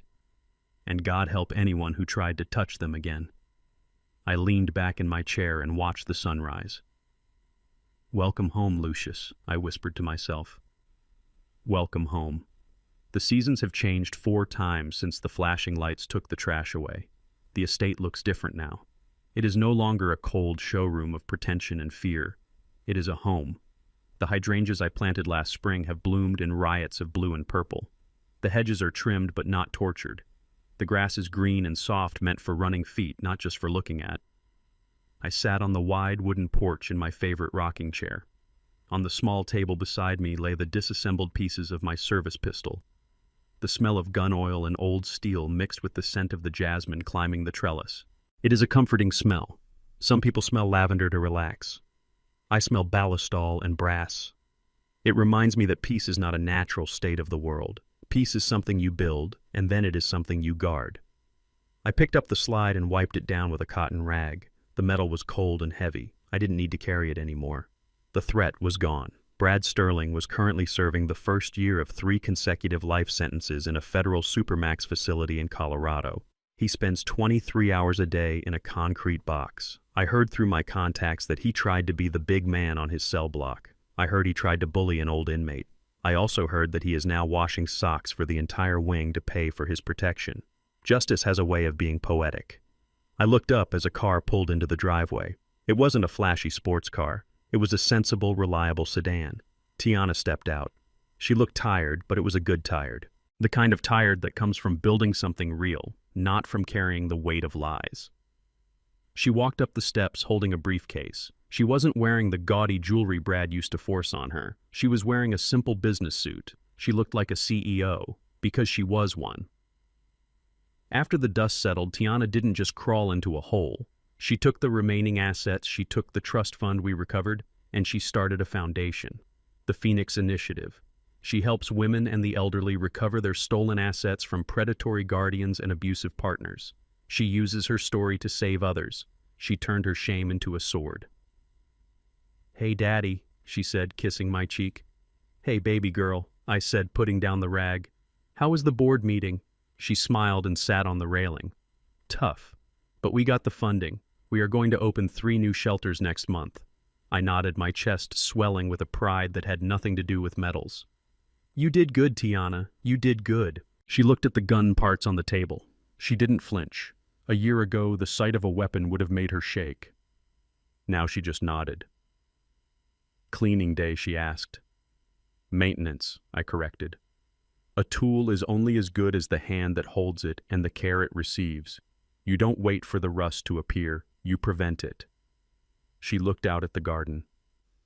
"Is Mama inside?" I pointed toward the solarium. "She is having her music lesson." We both fell silent, listening. Through the open windows came the sound of a piano being played clumsily but enthusiastically. And then came the voices. One voice was thin and shaky but filled with joy. That was Odessa. The other voice was small and high-pitched. That was Leo, Tiana's son, my great-grandson. He had been living with his father across the country, but after everything happened, Tiana fought for custody and won. She brought him home. She brought life back to this mausoleum. I listened to them singing. It was an old gospel song. "This little light of mine, I'm going to let it shine," they sang together. I closed my eyes. I remembered the night Brad forced Odessa to sing. I remembered the fear in her voice. I remembered how small she looked. Now she sounded like a giant. Her dementia was still there, drifting in and out like the tide. But here in this safe harbor, she was happy. She was useful. She was teaching the next generation. Tiana reached out and covered my hand with hers. "Thank you," she whispered. I opened my eyes. "For what?" "For saving us," she said. "For coming back from the dead." I turned my hand over and squeezed hers. The scar on my hand, the V shape she used to trace, was faded now, but still there. "I didn't save you, Tiana," I said softly. "I just reminded you of who you were. You saved yourself when you threw that ring away. I just cleared the path." She stood up and smoothed her skirt. "I'm going to go join them." Leo promised to show me his new drawing. "Go on," I said. She walked into the house, leaving the door open. I heard her greet them. I heard Leo shout "Mommy" with pure, unadulterated delight. I heard Odessa laugh. I was alone on the porch again, just me and the gun. I began to reassemble the weapon. Click, slide, snap. My hands moved with muscle memory that went back 50 years. I didn't need to look.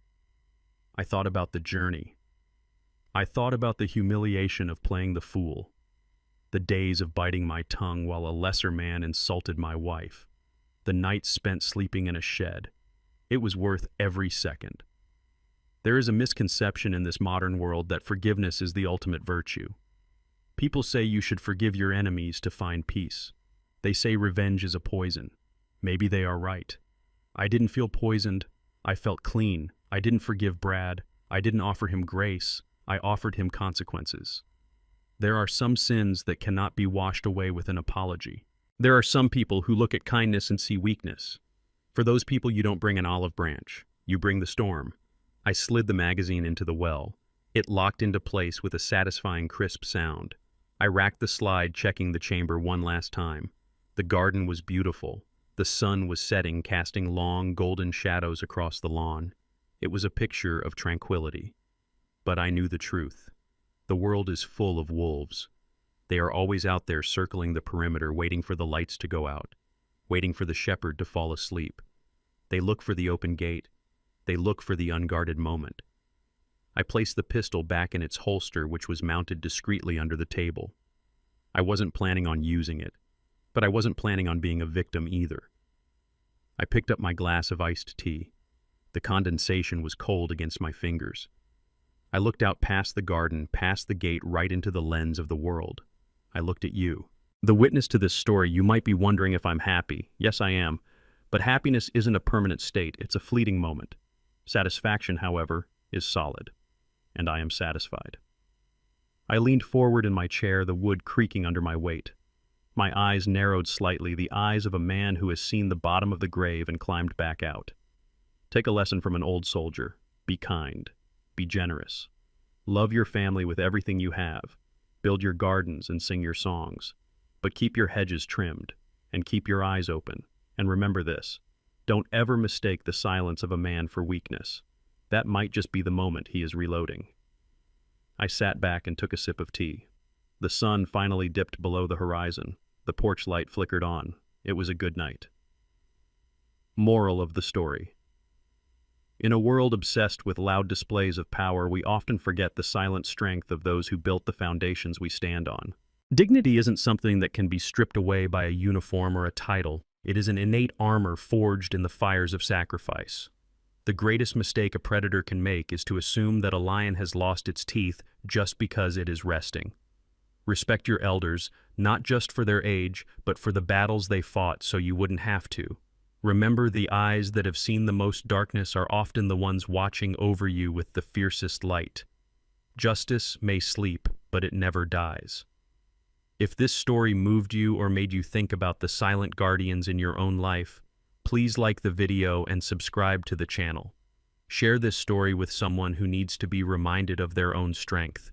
And let me know in the comments who is the Lucius King in your life. Until next time, keep your head up and your powder dry.